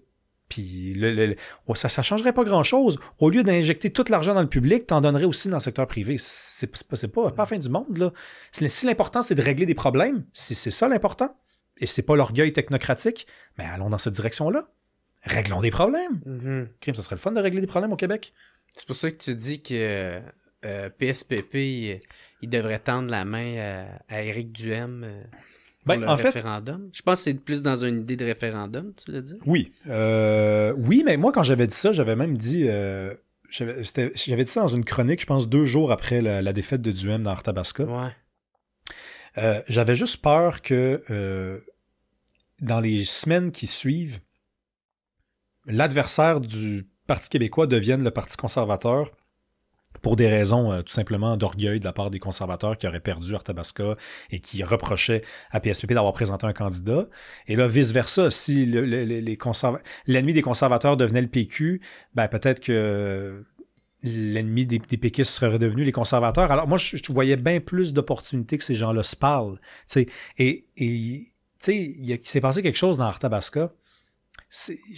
Il le dit souvent, Éric Duhaime, depuis qu'il a perdu. Il dit on a gagné le vote dans 14 des 16 municipalités qui composent la circonscription de Drummond-Arthabasca. Il a perdu Victoriaville, qui est l'équivalent de perdre Montréal quand tu as une élection provinciale. C'est là où la plupart des gens sont concentrés. Fait qu'il y a beaucoup de gens en zone rurale qui aiment les idées d'un Éric Duhaime. Fait que le PQ qui va devoir gagner les régions et qui est déjà très bien parti pour le faire, peut tendre la main à certaines idées qui, elles, pognent auprès des gens de certaines régions. Puis évidemment qu'il va falloir tendre la main à Éric Duhaime venant le référendum, mais ça, c'est une banalité. Ça, tout le monde le dit. Fait que pour moi, je me range derrière cette logique-là, évidemment. Même si Éric Duhaime, depuis, je sais pas, ça fait comme 3 fois qu'il nous dit là, direct dans les yeux, non, ça m'intéresse pas. Puis pour la tout le monde fait, mais tout de suite, tous les indépendantistes sont comme, on le sait que tu vas voter oui. Puis pour la petite anecdote, là, en passant, moi, j'ai reçu Éric Duhaime à mon podcast. Okay? Ah ouais? Ouais, je l'ai reçu. Ça va sortir dans pas long? Non, c'est un des premiers épisodes. OK. C'est sorti il y a longtemps. Non, c'est pas Maxime Bernier? C'est les deux. J'ai eu Maxime Bernier et j'ai eu Éric Duhaime. Ah ouais? Ben là, je me rappelle quand même de mes épisodes. Là. Oui, c'est juste parce que je l'ai pas vu passer. Non, c'est bien correct. J'ai reçu Éric Duhaime, puis je sais pas si je devrais raconter ça. Je vais le compter pareil. Éric Duhaime, à la fin de l'épisode, évidemment, on éteint les caméras, puis on se parle, puis moi... Tu sais, je dois descendre 5 étages dans un ascenseur avec lui pour qu'on arrive sur la rue. Et c'est le lendemain d'une méga tempête de neige. Puis moi, j'ai pas de char. OK? Fait que je suis soit en taxi, soit en Bixi, soit en transport en commun, mais j'essaie de plus prendre le transport en commun. Fait que là, je commence à marcher avec Éric Duhaime dans la rue. Il me dit « Hey, tu veux-tu un lift? » Fait qu'il me lift jusqu'au métro. Puis pendant le lift jusqu'au métro, j'ai dit « Éric, tu sais, je t'ai posé la question sur la souveraineté, puis... entre toi puis moi, là. » Puis il m'a dit, non, ça m'intéresse pas. Il n'y a pas de caméra d'ouverte, là. Tu sais, il dit ça, il dit, ça m'intéresse pas. Il me dit, moi, j'embarque pas dans l'autobus avec QS, là. Fait que, tu sais, ça m'a quand même un petit peu marqué parce que, tu sais, puis en passant, c'est pas un secret, là, il dit tout le temps que ça l'intéresse pas. Fait que c'est pas comme si je vous disais qu'il m'avait dit que ça l'intéressait. Là, je serais dans l'embarras. Non, le gars, dans l'intimité, dans le secret, ça l'intéresse pas. Dit-il. Peut-être qu'il me faisait pas confiance. Peut-être que, tu sais, dans le fond, il se disait, il va peut-être aller papoter, fait que je vais lui donner ça comme réponse. Mais je pense qu'il faut peut-être commencer à accepter l'idée qu'effectivement, ça l'intéresse pas. Puis on revient au premier sujet tantôt. C'est-à-dire que peut-être aussi que si le Parti québécois tournait le dos à QS pour se retourner vers Éric Duhaime, peut-être que là, Éric Duhaime dirait, là, j'y vais. Parce que moi, ce qu'il m'a dit, c'est ça m'intéresse pas d'entrer dans l'autobus avec QS. Mais c'est ça, mais il va falloir qu'il convainque sa base, par exemple, de le suivre là-dedans. De le suivre où? De le suivre pas dans l'autobus? PSPP. PSPP. Ouais, parce que, tu sais, c'est ça, sa base est quand même à gauche, là. T'sais, ils ont souvent parlé de genre un pays sans les pétroliers, les pétrolières. Je comprends, Jerry, mais regarde là, QS, là, qui était à 8%, puis qui était à un moment donné à 14, mettons. Tu sais, ou 14, à 13, mettons, 13. Ben, ça veut dire que le 5% qui est allé en partie au PQ, mais en passant, sont allés aussi aux libéraux, là. Moi, ce 5%-là, qui est allé aux libéraux. Bon, mais ça veut dire que quand tu dis la base, ben, il y a un 8% à QS qui a l'air de vouloir rester à QS. Puis le 5% qui était là avant, il est rendu en bonne partie chez les libéraux. Fait que, tu tu sais, convoiter les électeurs de QS, c'est-tu si important que ça? Tu sais, je veux dire, ils vont voter oui de toute façon, s'ils sont souverainistes. Le sont-ils? Je sais pas, moi, on m'a dit qu'ils l'étaient. Mais il faudrait pas que tu perdes ceux que tu as déjà. C'était plus ça la. Ben, comment ceux que tu as déjà? Je veux dire, ceux qui sont déjà, on va dire, dans le 38% de. Mais ils n'étaient pas à QS. Ils n'étaient pas à QS, eux-là. Ils étaient à la CAQ ou ils étaient au Parti québécois. C'est ça qu'on réalise. C'est ça qu'on réalise parce que sinon, ils ne seraient pas allés aux libéraux. Le 5% qui était à QS et qui n'est plus là, il serait allé au PQ. Mais il n'a pas l'air d'être allé là. Fait qu'en réalité, tu as comme du monde qui en tout cas, à un an de l'élection. Peut-être qu'effectivement, on l'a dit tantôt, si QS finit à 4%, on pourrait dire que le 4% qui est encore à QS en ce moment est parti au PQ. Mais moi, je pense qu'il y a plus de votes à aller chercher à droite qu'à gauche, pour dire les choses simplement. Il y a des gens au Parti conservateur qui veulent rien savoir de la souveraineté. T'sais, on vient de parler de la droite pirate, là, puis je le dis sans mépris, c'est comme ça qu'il s'appelle. J'écoute Jeff Fillion régulièrement. Je fais mes devoirs, ils s'appellent les pirates entre eux autres. Je pense quand même qu'il y a plus de chances d'aller les chercher, les souverainistes qui sont égarés à droite. Il faut évidemment rester sympathique avec les gens de gauche, mais il va falloir faire des choix. C'est difficile de faire des choix. C'est ça de faire de la politique. On a commencé tantôt l'entretien, Jer, en disant que la politique, c'est le compromis. Ben, c'est les choix aussi, tu sais. Fait que, ouais, c'est facile de dire on va aller chercher tout le monde. Moi, je pense qu'on peut aller chercher beaucoup de gens dans beaucoup de familles. Mais tout le monde, c'est tough. C'est tough, voire impossible. T'y crois-tu, toi, au référendum? Tu sais, s'ils en font un, t'y crois-tu qu'il y a des chances? De gagner? Ouais. Ben, écoute, comme tantôt je te disais, la foi, c'est quelque chose que j'essaie de donner moins, pas de côté, mais j'essaie de donner moins d'importance possible à la foi. Il y a un côté de moi qui croit par foi. Tu sais, je me dis, j'ai étudié l'histoire a un sens. Ah, puis c'est viscéral en dedans de toi. Ouais, puis tu sais, c'est les Anglais disent un gut feeling, un instinct. Tu sais, je me dis, c'est pas vrai qu'on a fait tout ce chemin-là pour se redire non 3 fois, une 3e fois. Ça, c'est le côté irrationnel de mon analyse. Il y a un côté rationnel aussi. C'est-à-dire que je regarde, mettons, il y a beaucoup de gens qui disent le PQ est premier dans les sondages, mais le référendum est à 38%. Ah, mon Dieu, le PQ va manger à claque. Pensez-vous pas? Tu sais, les gens qui reçoivent l'appel là, de Léger, là, puis qui se vont dire « Tu vas voter pour qui, toi? » Ils savent que PSPP promet un référendum dans un premier mandat. C'est partout. Tout le monde le répète tout le temps. C'est-à-dire, à un moment donné, vous ne pensez pas que les gens, ils savent, puis ça leur tente quand même de voter pour le Parti québécois? Si c'est ça, le 38% en faveur de la souveraineté, c'est parti pour être un oui majoritaire, là. T'sais, parce que tu as beaucoup de gens qui croient en cet homme-là, qui croient en ce projet-là, enfin, en ce parti-là, et qui vont voter non après. Moi, cette arithmétique-là que l'opposition surtout sort, les libéraux surtout, ou les intellectuels fédéralistes sortent, j'y crois pas tant que ça. Je pense pas que les Québécois sont si caves que ça, qu'ils vont envoyer un parti québécois majoritaire à l'Assemblée nationale pour ensuite dire non au pays. Pourquoi ils feraient ça? C'est logiquement, pourquoi ils feraient ça, là? Le référendum, il est censé être arrivé au milieu du premier mandat. Fait que ça serait pour avoir 2 ans de gouvernance souverainiste. Ça serait pour avoir 2 ans de PSPP qui trouvent mignon, cute, puis différent de Legault. Ben non, s'ils veulent rien savoir de la souveraineté, ils vont envoyer Pablo. C'est bien plus simple. Ou ils vont envoyer François Legault. Ils vont envoyer Éric Duhem. Tu sais, s'ils envoient PSPP, c'est qu'il y a quelque chose qui les intéresse. Non seulement dans le personnage, mais dans son projet. Et quand on part du principe que 1 an avant le référendum de 95, le oui était à 33%, et que maintenant, il est à 38. Moi, on me fera pas peur en me disant qu'on est trop loin du 51 pour gagner. Là. Arrêtez, là. 1 an avant le référendum de 95, c'est Jacques Parizeau qui est au pouvoir. C'est l'homme le plus inspirant sur le plan de la stature, des idées. Là, quand je parle de stature, c'est sa capacité à parler d'économie, surtout, alors que le projet souverainiste est taxé de projet rêveur et idéaliste. Et c'est à 33%. Et en 1 an, parce qu'il y a campagne, parce que ça devient le sujet de l'heure, parce que tout le monde se met à parler de ça, parce que les gens s'approchent dans les bars en se disant plus « Tu vas à quelle école puis t'étudies en quoi? » T'es-tu souverainiste, t'es-tu fédéraliste? Tu sais, c'est rendu viral sur TikTok. Ça va l'être encore plus. Fait qu'à ce moment-là, oui, moi je crois à l'idée qu'on puisse passer de 38 à 55% en 2 ans, en 3 ans. Il faut que ça devienne viral. Il faut que ça soit dans la bouche de tout le monde, sur les lèvres de tout le monde, que ça devienne un vrai sujet. Mais pour ce faire, il faut que les péquistes prennent le pouvoir. Parce qu'à partir du moment que tu prends le pouvoir, là, c'est toi qui contrôles l'agenda politique. Ouais. Puis, tu sais, ça prend de la foi, puis ça prend une tête froide. Comprendre que les Québécois, c'est des gens qui sont quand même peureux aussi. Il faut leur prendre la main. Il faut aller tranquillement. Mais ce travail-là, il est amorcé depuis 60 ans. C'est ça l'affaire aussi qu'il faut réaliser, c'est que les gens, ils pensent que les Québécois, on va leur dire, hey, on fait un référendum, puis ils vont te choquer. Mais c'est parce que c'est le 3e référendum. Tu sais, il y a du monde qui ont voté 2 fois, là. Il y a du monde qui ont voté 1 fois aussi, tu sais. Fait que ces gens-là, c'est pas vrai qu'on arrive au début de la course, puis qu'ils vont te choquer parce que ça va trop vite. Cette course-là, elle est lancée depuis longtemps. Ça fait longtemps qu'elle est Ben ouais. bon, ça. Fait que moi, je pense qu'on est capable, cette fois-ci, de faire en sorte qu'il y ait moins de gens qui ont peur de ce projet-là, qu'il y ait plus de gens qui y croient aussi à ce projet-là. Parce que la 3e fois, ça risque d'être la dernière.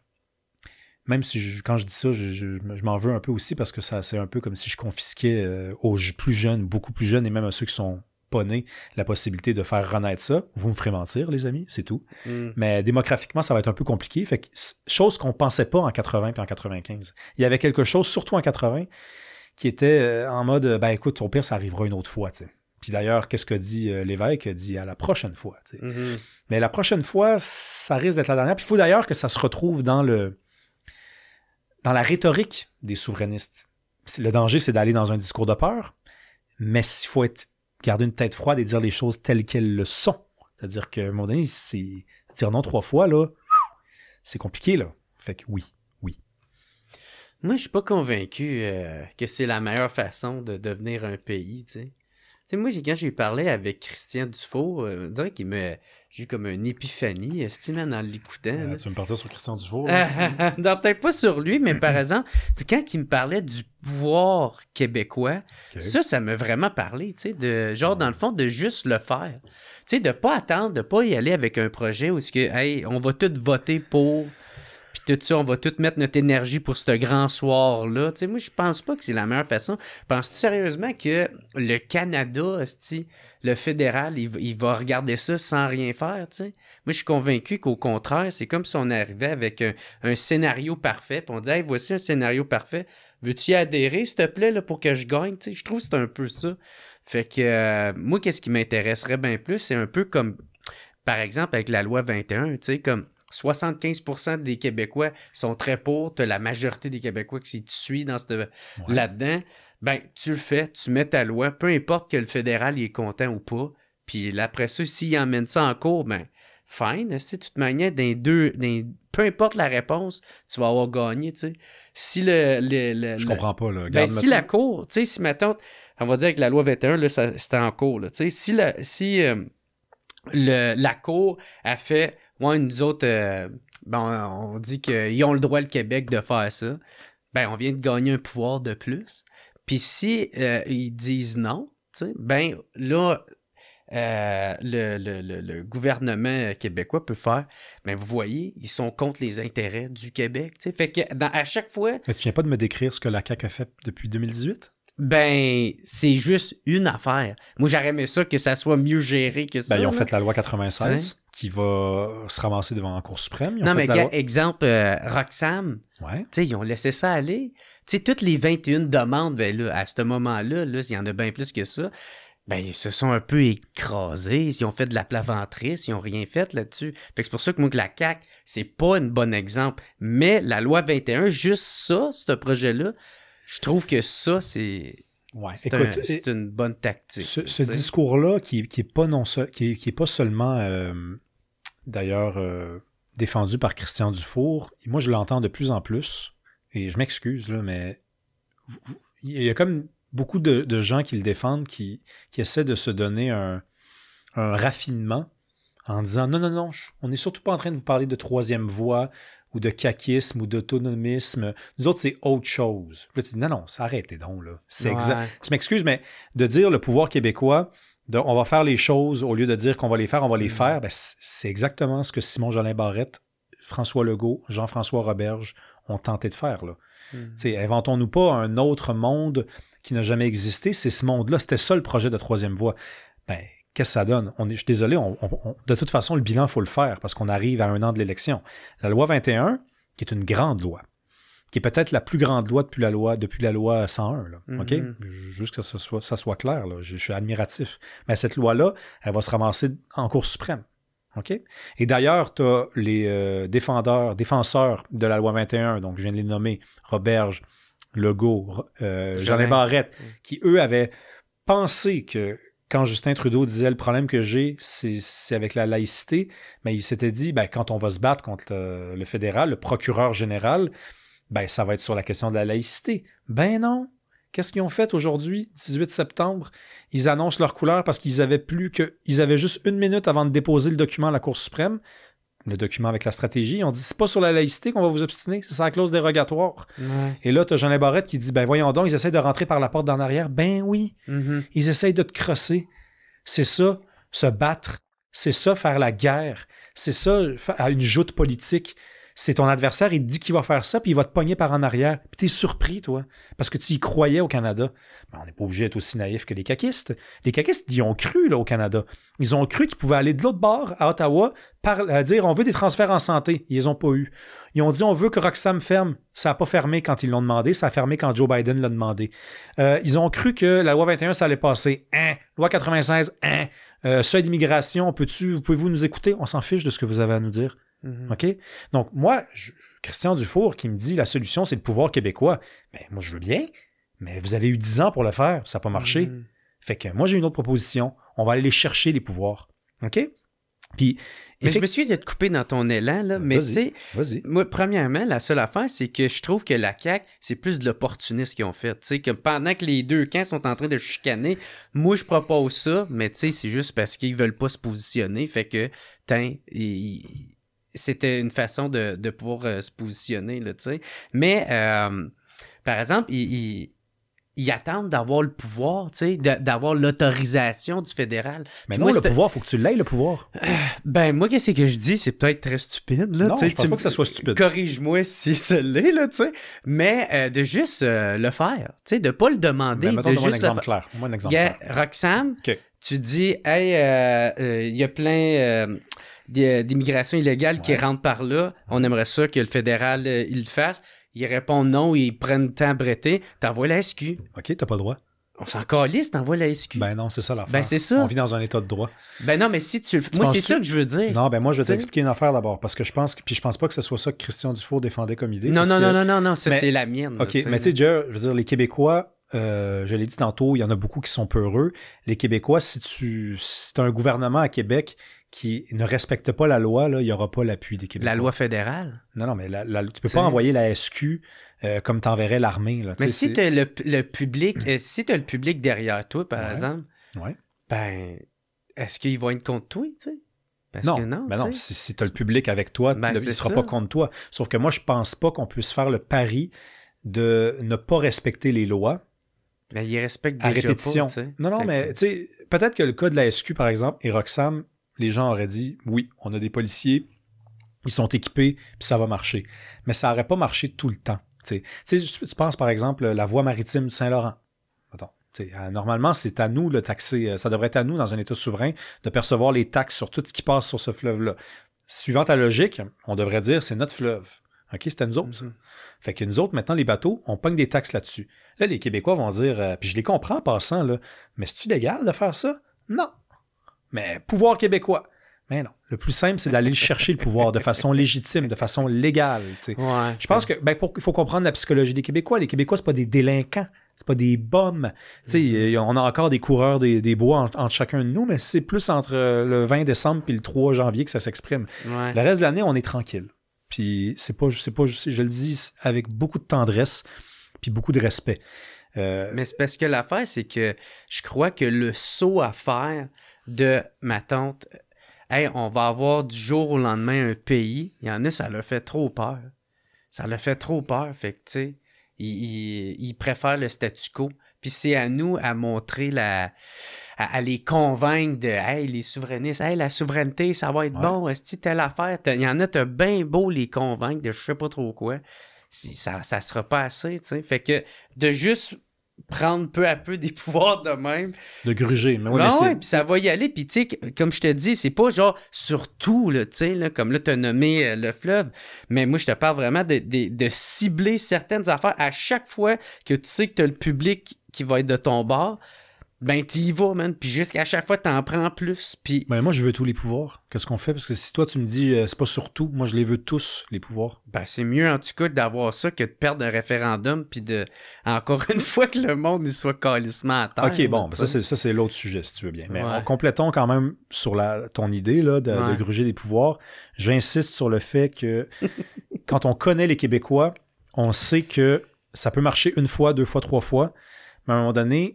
Si tu passes pour un État délinquant, puis c'est ça que t'es finalement. Parce que si tu ne respectes pas les lois fédérales, la Constitution, ben t'es un État délinquant. Si t'es un État délinquant, les appuis que tu penses qu'on aurait de notre bord, on va les perdre. On va les perdre. Mais en même temps, Rémi, tu sais, la plupart des provinces, ils veulent ça. Tu sais, les autres provinces, si tu arrives à faire je sais pas, à jaser avec, tu sais, puis à parler, tu sais, il y a déjà l'Alberta qui est en train de se ranger de notre bord avec la loi 21, juste à cause de l'affaire de la clause dérogatoire, tu sais. Ouais, puis t'as l'Ontario aussi, mais c'est tout. Tu sais, fait que, ben ouais, c'est quand même les 3 plus grosses provinces du Canada. Il y en a 10. Tu sais, il y en a 10. Mais les autres provinces, à moins que je me trompe, qu'est-ce qu'ils veulent? C'est justement que l'État canadien fédéral soit moins centralisateur, tu sais.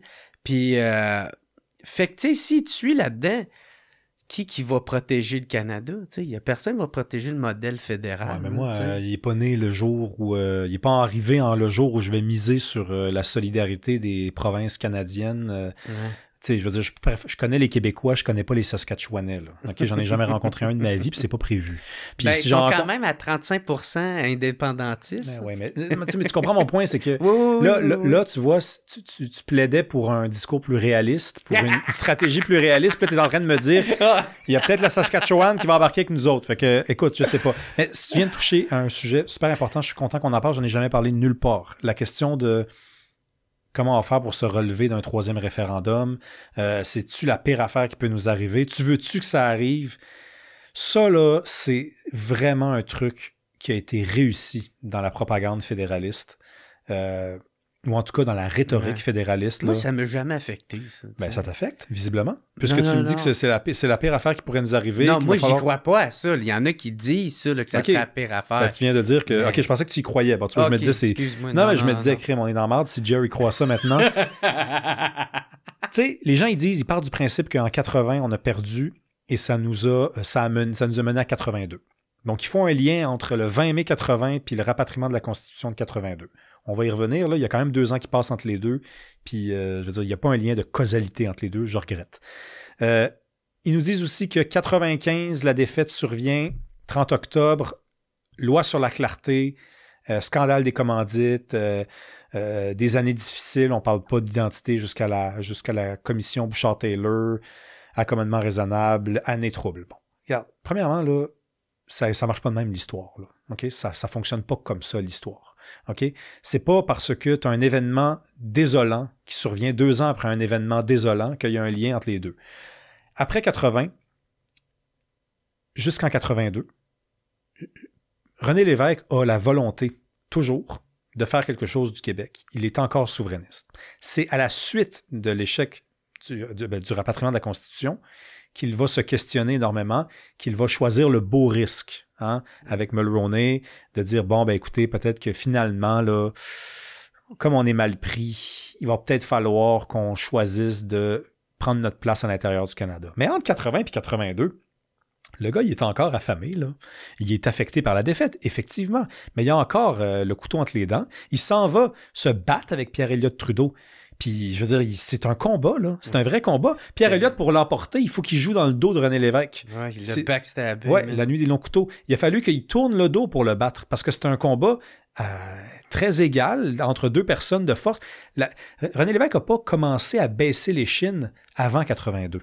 OK? Donc ça, il faut enlever ça de la tête du monde. Le monde, il pense que 80 nous a fait entrer dans un air de dévastation et de souffrance et de désolation. C'est pas vrai. C'est une lecture de l'histoire. C'est une lecture de l'histoire. 95, si Jacques Parizeau démissionne pas, Ça se passe pas de la même façon. C'est le fait qu'il a démissionné qui a changé la donne. C'est pas le fait qu'il soit resté... c'est pas le fait qu'on a perdu, qui nous a entraînés autant comme ça. Lucien Bouchard, quelques mois après le référendum de 95, il prend le pouvoir en 96, puis le oui est à 55, presque 60%. Pourquoi on nous dit que la défaite de 95 nous a entraînés dans un marasme? Le oui n'a jamais été aussi élevé un an après le référendum de 95. Ça, franchement, là, c'est une rhétorique qui a fonctionné, qui a été efficace, parce que je rencontre à tous les jours des Québécois amoureux du Québec, des Québécois qui voudraient un pays, mais qui me disent la même affaire. Mais si on perd, qu'est-ce que ça va entraîner? La posture au lendemain d'une défaite, ça dépend toujours bien de celui qui la prend. Mm-hmm. Si tu décides de la prendre comme un homme, de te prendre le coup de poing d'en face puis de dire, bon, ben ça a fait mal, mais on avance. Ouais. Les Québécois, ils vont te suivre. Les Québécois, ils ont élu René Lévesque. Quelques semaines après le référendum de 1980, il a été réélu en 80, René Lévesque, ou en 81, je me rappelle plus. Il a été réélu. Si effectivement ça avait été la fin du monde, il aurait dit hey, fuck off, on va prendre un libéral, nous autres. Mais non. On n'en veut pas de son projet. Ça a été réussi, puis c'est vraiment décevant parce que ça convainc des esprits intelligents. Mais heureusement pas le tien. Non, mais moi, c'est juste, me disais, parce que j'ai jamais compris qu'après 95, le monde, tu sais, il n'y avait pas eu de troisième référendum. Parce que moi, je me disais, ben, Chris, c'est 80, 40, 49. Chris, la prochaine, arrêtez à la bonne. Si je te le fais découvrir, j'en suis heureux. Quelques mois après le référendum de 95, Lucien Bouchard est au pouvoir. Lucien Bouchard qui a sauvé le référendum de 95. Il le sait, il y a des sondages qui passent sous ses yeux. Le oui est à 55 à 60%. Lui est traumatisé par l'échec référendaire de 95. Lucien Bouchard, moi j'ai hâte que de grands livres s'écrivent sur lui parce que c'est un personnage fascinant. Tu sais, c'est le gars qui part du Saguenay-Lac-Saint-Jean avec une mentalité peut-être à l'époque très rurale, donc pas aussi ambitieuse que celle qui prévaut dans cette région-là aujourd'hui, où on a eu des grands bâtisseurs, des grands chefs d'entreprise, mais à l'époque, il y a encore une mentalité peut-être un petit peu portée vers l'inclinaison pour ces gens qui partent de là. Et lui, il a une grande vie professionnelle, il devient cet homme d'État-là, mais la défaite lui rentre dedans, parce que c'est le coup de trop. Il se dit, ben écoute, il devient soudainement l'ami du régime au lendemain de 95, il trouve ça plus simple, il retourne dans ses quartiers, il fait carrière. Et là, tu le vois aujourd'hui, il y a encore un effet néfaste sur le mouvement souverainiste. Il a pris parole il y a quelques semaines en disant, alors qu'il représente les médecins spécialistes, il pourrait se contenter de faire ça. À la place, il s'en va dire que ben, c'est ça, c'est la pire affaire qui peut arriver à un échec référendaire. Écoutez, M. Bouchard, si vous n'avez pas pris le pouls de la population québécoise lorsque vous étiez premier ministre en 96, c'est votre maudit problème. Ne découragez pas ceux qui ont le courage que vous n'avez plus. Et je veux juste que ça soit clair, c'est un grand homme. Mais les grands hommes, s'ils veulent demeurer des grands hommes, il faut qu'ils acceptent des fois de céder le passage. Moi, j'ai vraiment trouvé ça cool quand pas qu'est-ce qu'il a dit, là, tu sais, mais la réaction, j'ai fait « Hey man, il y a plein de monde qui réagit à ça. » Ça veut dire qu'il y a encore une grosse influence. Énorme, là. Fait que moi, quand j'ai... La réflexion que j'ai eue, moi, quand j'ai vu ça, j'ai fait « Hey, imagine, lui, c'est clair que s'il y a un référendum, une campagne qui part, il est dans le camp du oui, là, lui. » Tu sais, il a bien beau dire qu'il faudrait pas le faire, mais une fois qu'il est fait, là, puis là, il faut se positionner.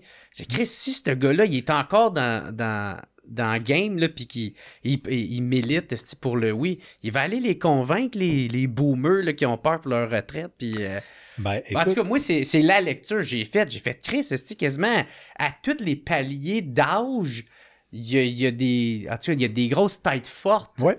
Bien, c'est bien dit. Puis je pense que si on veut jouer dans un jeu qui consiste à faire tous les deux ensemble un genre de roman historique du Québec qui s'en vient, on pourrait même penser que le rôle de Bouchard dans les 10 prochaines années, c'est justement de jouer la carte de l'indécis, l'incertain, l'ambigu, l'ambivalent, le gars finalement très québécois qui est hésitant.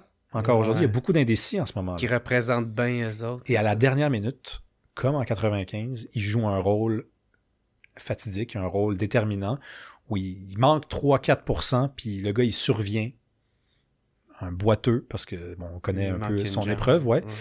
Et il joue le tout pour le tout, et il sauve la mise. C'est peut-être que c'est son rôle. En attendant, on ne s'empêchera pas de le critiquer quand même, parce que je veux dire, là, tout indique qu'il ne nous encourage pas à le faire, le référendum. J'ai beaucoup aimé la sortie de Pauline Marois. Pauline Marois, qui est rendue chancelière de l'UQAM, a fait des tournées médiatiques, elle parle de l'UQAM, elle est allée au micro de Patrick Lagacé, puis elle s'est fait poser la même question que Bouchard s'est fait poser par Patrice Roy, par Patrick Lagacé également, à savoir, tu sais, c'est une bonne idée un référendum. Puis ce que Marois a fait, elle a posé un geste très classe. Elle a dit « Je fais confiance en M. Plamondon ». Je pense que si M. Plamondon a évalué la question et que les Québécois sont derrière M. Plamondon, on le rappelle quand même, hein? Mm-hmm. Donc, ça veut dire que c'était une bonne idée. C'est ce que, je pense, M. Bouchard aurait dû dire, aurait dû faire. Mais je me demande où est sa loyauté aujourd'hui. Il défend les médecins spécialistes et non le Québec. Il défend le projet fédéraliste qui ne fonctionne pas, qui est un projet compliqué. André Pratt, il me dit que ça fonctionne. Moi, je dis, écoute, c'est tout le temps compliqué. Donc, peut-être que ce serait plus simple de travailler avec du monde qu'on connaît mieux. Hein? Je connais plus les Québécois que les Saskatchewanais. Donc, voilà, tu sais. Ça m'a déçu. Ça m'a vraiment déçu, Bouchard. Ouais. Ouais. On va changer de sujet. Je t'en avais parlé un peu avant qu'on enregistre. Tu me dis que ça ne te dérangeait pas qu'on en parle, parce que là, il est arrivé l'événement tragique de la mort de Charlie Kirk aux États-Unis. Toi, comment t'as pris ça? C'est quoi la lecture que tu fais maintenant une semaine plus tard de tout ça, tu sais? Ouais. Écoute, je sais pas pour toi, là, mais moi, déjà, j'en ai parlé à personne de ça, à part, mettons, à la radio, mais j'ai pas parlé de ça humainement avec un ami ou avec quelqu'un autour de moi. Moi, ça m'a rentré dedans vraiment fort. T'as-tu vu le vidéo? Ouais. J'ai vu la vidéo. Malheureusement, ouais, j'ai vu. Mais tu sais que c'est arrivé un mercredi. Puis moi, tous les jeudis, j'ai une rencontre de contenu avec mon patron au 99.5. Puis il m'a dit T'as-tu peur? Là, j'ai dit de quoi? Il m'a dit c'est un gars de droite de 31 ans. Moi, j'ai 31 ans. Je suis un gars classé à droite. C'est un gars qui est ouvert au dialogue. Toi, tu sais, Rémi, t'as un podcast. Là, je me disais, man, j'ai jamais pensé à ça, moi. Non, j'ai pas peur, je devrais-tu avoir peur? Puis ça a commencé à me travailler. Évidemment, j'ai pas du tout la notoriété de Charlie Kirk. Le gars était su par des millions de personnes, je me prends pas pour un autre. Mais c'est une question que je m'étais jamais posée. Et là, dans les jours qui ont suivi, moi, j'ai reçu des menaces de mort parce que j'ai défendu un collègue à Cube qui a fait une blague niaiseuse, stupide, maladroite, qui a blessé des gens. Et là, je me suis dit, merde, OK, il existe une telle chose qu'une violence. Puis j'ai pas envie d'entrer dans la phase thérapeutique, mais on fait pas ce métier-là pour ça, vraiment. On fait ce métier-là parce qu'on aime les idées, parce qu'on aime communiquer, parce qu'on aime les gens aussi. Puis des fois, on oublie que les gens, ils sont dans des certains moods. Moi, j'ai découvert que on est très américain, Jer, pour vrai, là, de nous pâmer comme ça d'un personnage que moi, j'estime admirable, là, Charlie Kirk. Ça reste un Américain. Là. Je veux dire, quand Trump s'est mangé une balle dans l'oreille, il y a du monde qui ont pété une fuse au Québec.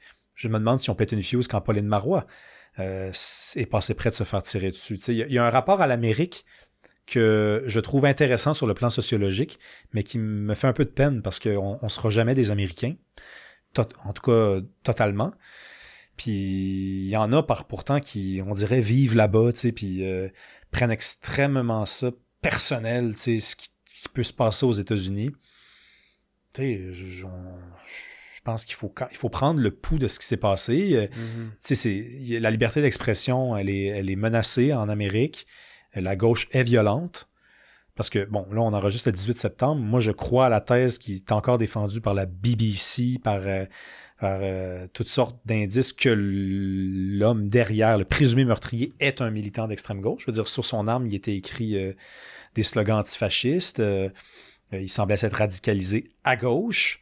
Ça, on s'interdit de le dire parce que ça rentre pas dans le logiciel. Eh oui, la gauche est capable d'être violente. Ou en tout cas, des gens à gauche sont capables de l'être.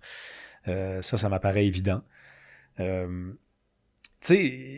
découvert plein de choses. En une semaine, Jer, j'ai découvert qu'il y avait des gens au Québec qui étaient américains, plus que québécois. J'ai découvert que la gauche était capable du pire. Je m'en doutais, mais j'en ai eu la preuve manifeste et sur vidéo. Et j'ai eu aussi, tout dernièrement, c'est la dernière réalisation, j'ai eu la preuve que les campagnes d'annulation, c'est aussi une stratégie qui existe à droite. Donc, on est capable d'en appeler à ce que quelqu'un perde son travail.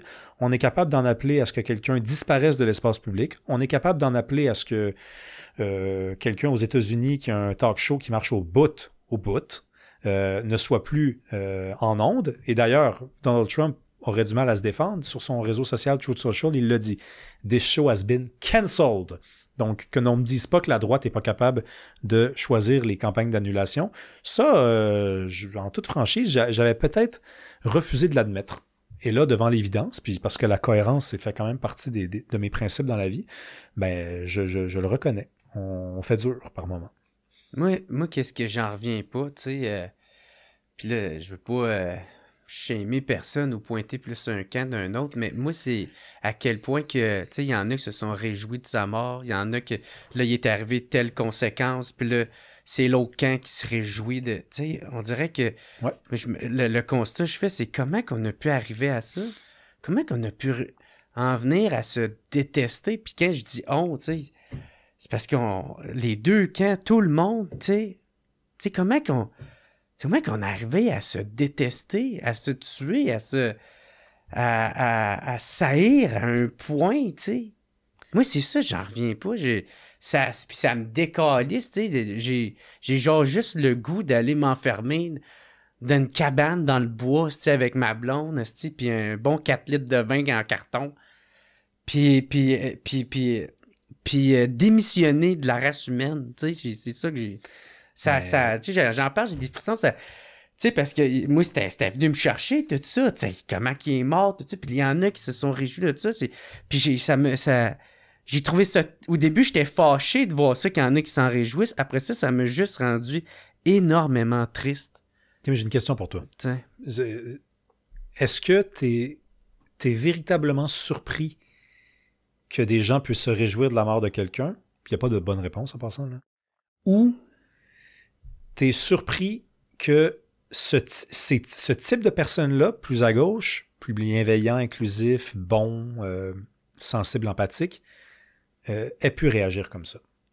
Ben, je sais pas si je vais répondre à ta question, là, tu sais, mais moi, qu'est-ce qui fait que j'en reviens pas?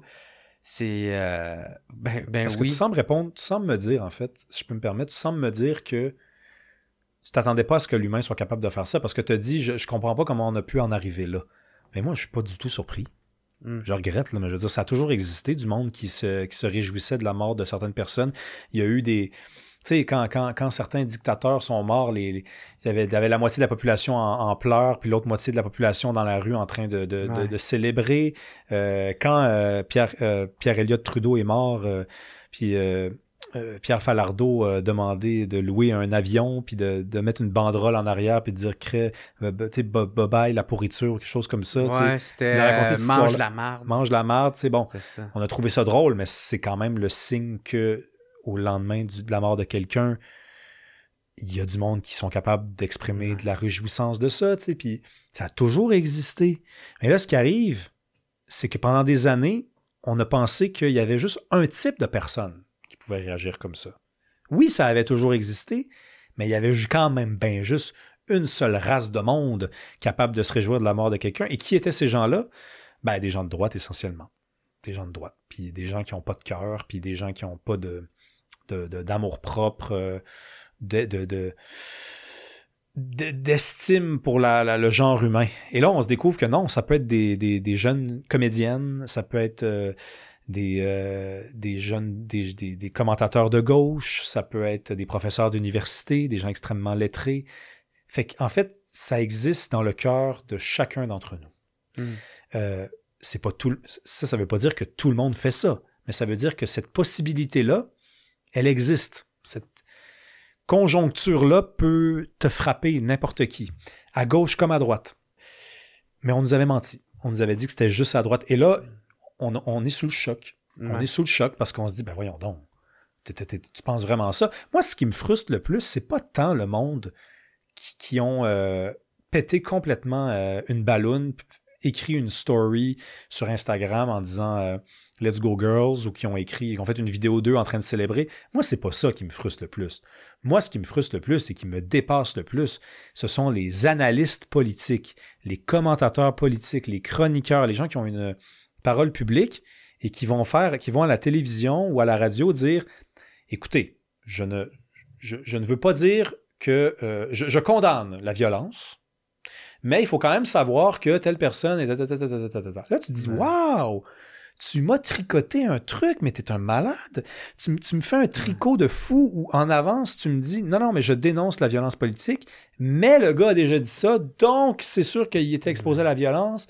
Et là, il y a du monde qui dit, oui, il avait déjà défendu l'amendement des armes, donc c'est quand même absurde que ça finisse par y tomber dessus. Là, tu fais, attends une minute, là, prends-nous pas pour des cons, là. T'es en train de justifier un meurtre. Oui, c'est ce que tu es en train de faire. Le monde qui ont été maladroits, le monde qui ont réagi de façon mal préparée, honnêtement, je leur dois plus d'indulgence parce qu'une erreur, ça se commet. Une erreur, ça se fait. J'en fais plein des erreurs. Mais tu prépares une chronique, tu prépares un truc, tu y songes, tu l'écris, tu l'envoies, tu te déplaces, tu la fais. Puis dans cette chronique-là, tu dis, je suis pas je suis contre la violence, mais... Ah ben là, ça, pour moi, c'est intéressant. Ouais, ça ressemble beaucoup je suis pas raciste, mais... Ouais. Oui, c'est exactement... À chaque fois que quelqu'un fait ça, c'est à part dans de très rares c'est peut-être le nouveau « je suis pas raciste, mais » effectivement. C'est ça, je trouve que c'est exactement... En tout cas, moi, ça sonne de même à mes oreilles. Oui, c'est peut-être ça, effectivement. Ouais. Mais, ouais, c'est ça. Je trouvais ça... non, moi, c'est ça, c'est... Parce que je suis pas mal persuadé que là, ça a comme ouvert la porte à une genre de forme de guerre, là, tu sais, où ce que... Là, chacun va se réjouir des malheurs des autres, tu sais. Puis, je sais pas où c'est que ça va mener, ça. Tu sais, je pense je sais que Bernie Sanders, je trouve qu'il avait fait un crise de beaux vidéos pour parler à sa gang, mais un qui m'avait beaucoup parlé, c'était le gouverneur de l'Utah, là, quand il a parlé, qui a dit, là qu'est-ce qu'on fait, là? Spencer Cox, je pense. Ouais, je sais pas trop le nom, là, mais tu sais, il a dit, qu'est-ce que vous voulez qu'on fasse? Là? Il y a deux chemins, là. C'est soit qu'on descend, on calme, ou soit on s'entretue. C'est où c'est que vous voulez aller, là, tabarnak? Puis c'est ça qui me fait peur. C'est quasiment, va-tu falloir qu'on aille là? Ben, Va-tu falloir, qu'il y ait une guerre civile? Puis là, quelles conséquences ça va découler, ça, ici, au Québec? Tu sais? Mais il a dit un autre truc, cet homme-là, qui a d'ailleurs été méga mal interprété. J'en reviens même pas que ça ait pu habiter l'esprit de quelqu'un pendant plus que 5 minutes. Parce qu'à un moment donné, il a pris la parole. C'était-tu avant ou après l'arrestation? Je pense que c'est avant l'arrestation du présumé meurtrier. Puis il dit, vous savez ce qui fait le plus mal? Parce qu'ils avaient déjà une idée de qui c'était. Les photos avaient commencé à circuler. Puis il dit, vous savez ce qui fait le plus mal? C'est que pendant 48 heures, j'ai prié pour que ce soit quelqu'un qui vienne de l'extérieur du pays. Mais malheureusement, il va falloir accepter la réalité. C'est un ennemi intérieur, c'est quelqu'un de chez nous. Là, il y a plein de gens qui ont dit « Ah, c'est tellement raciste ». Ce qu'il vient de dire, c'est qu'il aurait préféré que ce soit un immigrant pour mettre ça sur la... Premièrement, il n'a pas dit le mot immigrant. Pourquoi? Il n'a pas dit ça. Il a dit « J'aurais préféré que ce soit quelqu'un qui vienne de l'extérieur parce que c'est effectivement plus simple. Quand tu es attaqué, quand c'est par exemple un espion russe, ingérence russe, qui est l'ennemi? La Russie. L'Amérique est unie contre la Russie. Si c'est le World Trade Center... Ah, c'est arrivé pas loin du 11 septembre, d'ailleurs, cette affaire-là. Hein? L'assassinat de Charlie Kirk. Il disait... c'est-tu arrivé le 11 septembre? C'est arrivé un 12. Le 10. Mais donc, le 11 septembre, quand c'est arrivé, au moins, il y avait un ennemi. L'ennemi, c'était clair, c'était qui, tu sais. Là, malheureusement, pour l'Amérique, elle doit se regarder le nombril. Mm-hmm. Elle doit se regarder dans le miroir. Puis se trouver belle et laide. Et de se dire, mais c'est la même personne, pourtant. T'sais, la moitié de ma face, c'est pas beau, l'autre moitié, c'est cute. Qu'est-ce que je fais?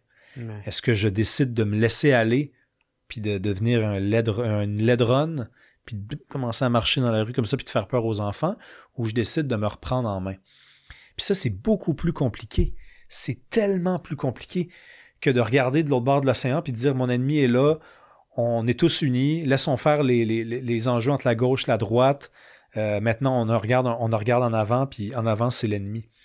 c'est pour ça que ce gouverneur-là a dit ça. Moi, j'ai trouvé ça révélateur comme propos. De dire, j'aurais préféré, j'ai prié pendant 48 heures pour que ce soit quelqu'un qui nous vienne de l'extérieur. Ben moi, mon interprétation, c'est parce qu'il a peur que ça fasse une guerre civile, tu sais, qu'il y ait des répercussions que ça va avoir, puis que ça pète le lendemain. Mais tu sais... moi, en tout cas, c'est le même, non, oui, mais je pense aussi que c'est ça que tu dis. Puis les Américains, il faut savoir qu'ils sont plus conscients que nous le sommes de leur propre histoire. Ils savent que...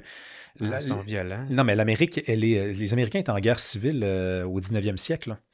Je veux dire, le 19e siècle, c'est hier là, à l'échelle de l'histoire.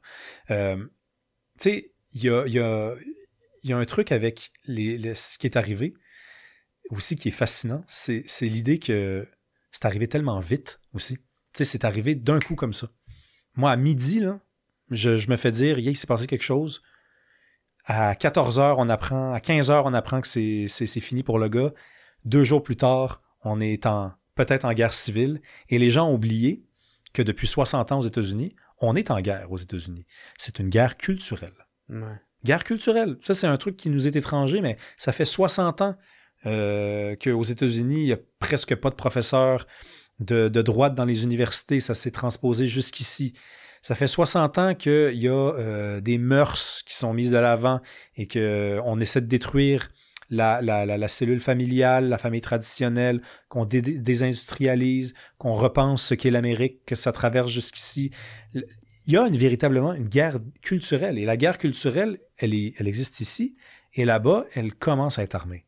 Tu sais, un président qui subit 2 tentatives d'assassinat, là, c'est qu'on est passé d'une guerre culturelle à une vraie guerre. Tu sais, à une vraie guerre. Il y a des forces idéologiques qui explosent et qui libèrent des espèces d'esprits fous, des gens malades, oui, mais qui, au nom des idées, décident de passer à l'action. Les 3 personnes, tu sais, le jeune qui était monté sur le toit pour tirer sur Donald Trump, le monsieur là, dont le procès a commencé, là, qui a essayé aussi, qui était caché dans un buisson, là, quelle idée aussi. Puis le gars là, qu'ils ont arrêté aussi, c'est 3 personnes qui avaient des idées politiques. Là. Tyler Robinson pour Charlie Kirk et les deux bonhommes qui ont essayé de tuer Trump. Il en reste un. Les 3 avaient des idées politiques. Là. Les 3, c'était pas des gens qui s'étaient trompés de cible ou qui avaient dit « Ah, moi, je vais aller tuer le président des Américains parce que je veux passer à l'histoire pour avoir tué le président des États-Unis parce que je suis narcissique. » Non, c'est 3 idées politiques, 3 programmes politiques. C'est pas inutile de se le répéter. Mais tu sais, pour pas que ça vire de même ou pour pas que ça, en tout cas, ça se continue, tu sais, il faut vraiment... Je sais pas, arrêter peut-être de se pointer du doigt tout le monde, puis Chris a accepté que, la gauche a besoin de la droite, puis la droite a besoin de la gauche pour qu'il y ait le bien commun, tu sais, puis que, mettons, qu'il n'y a pas juste une version c'est ça, au bien commun, au bien collectif, tu sais. Tu sais, la droite va voir ça, plus de tendance à voir les chiffres pour que ça arrive, puis qu'on ne soit pas dans le trou, dans le rouge. Puis la gauche va... Non, mais là, il faut vraiment mettre aussi les humains de l'avant, parce que, tu sais... Mais ces deux-là, il faut qu'ils se travaillent ensemble. Il faut qu'ils forment un. Ouais. Il n'y en a pas un qui a plus raison, puis qui a plus tort. Les deux doivent travailler ensemble, puis en faisant des compromis, ça va avancer, tu sais. Puis là, en tout cas, moi, ça me fait bien peur, mais on est mal parti. C'est pour ça que tu as peur aussi, parce que, tu sais, il y a eu... ils continuent tout à se pointer du doigt, puis là, ça fait juste escalader de plus en plus. Ouais, mais je parlais avec Serge Denoncourt, justement, à mon podcast, puis il me disait, tu sais, Rémi, c'est le temps qui règle les choses, parce que on s'en va trop loin à gauche, puis il le reconnaissait, lui, c'est un homme de gauche, puis il me disait, moi, je pense qu'on est allé trop loin à gauche, puis là, on va aller trop loin à droite. Puis là, à un moment donné, tu sais, le monde va avec les années, là. Oui, avec les années, le temps. Ouais, les gens vont dire, c'était gossant quand c'était trop loin à gauche, c'était quand même gossant quand c'était trop à droite. Et là, eux-mêmes vont élire, à gauche comme à droite, en majorité, une figure plus centriste. Moi, l'affaire, j'ai peut-être été naïf, mais je pensais que Trump avait saisi ça. Parce que c'était son 2e mandat, pas son premier. Puis, je pensais qu'il s'était dit, garde, moi, ma responsabilité, c'est de combattre le wokisme parce que le wokisme devait être combattu. Je m'excuse, mais de l'extrême gauche, c'est de l'extrême. Donc, les extrêmes doivent être combattus. Et il avait dit que c'est ça qu'il allait faire. Et là, finalement, ce qu'il fait, c'est ça, mais c'est aussi aller trop loin à droite. Tu sais, culture de l'annulation, il dit qu'il y a une liste.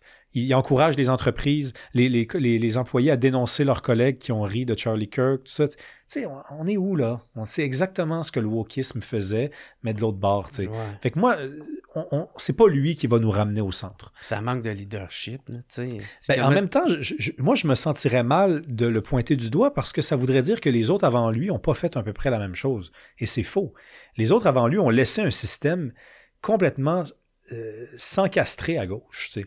Ils ont laissé ça aller, tu sais. Fait qu'ils étaient peut-être moins vulgaires que lui, moins vocables, moins à pointer du doigt des adversaires, mais ils ont laissé un système s'encastrer à gauche, donc je les trouve tout aussi coupables que lui. Par contre, je le trouve pas moins coupable que lui. Je trouve qu'il va trop loin.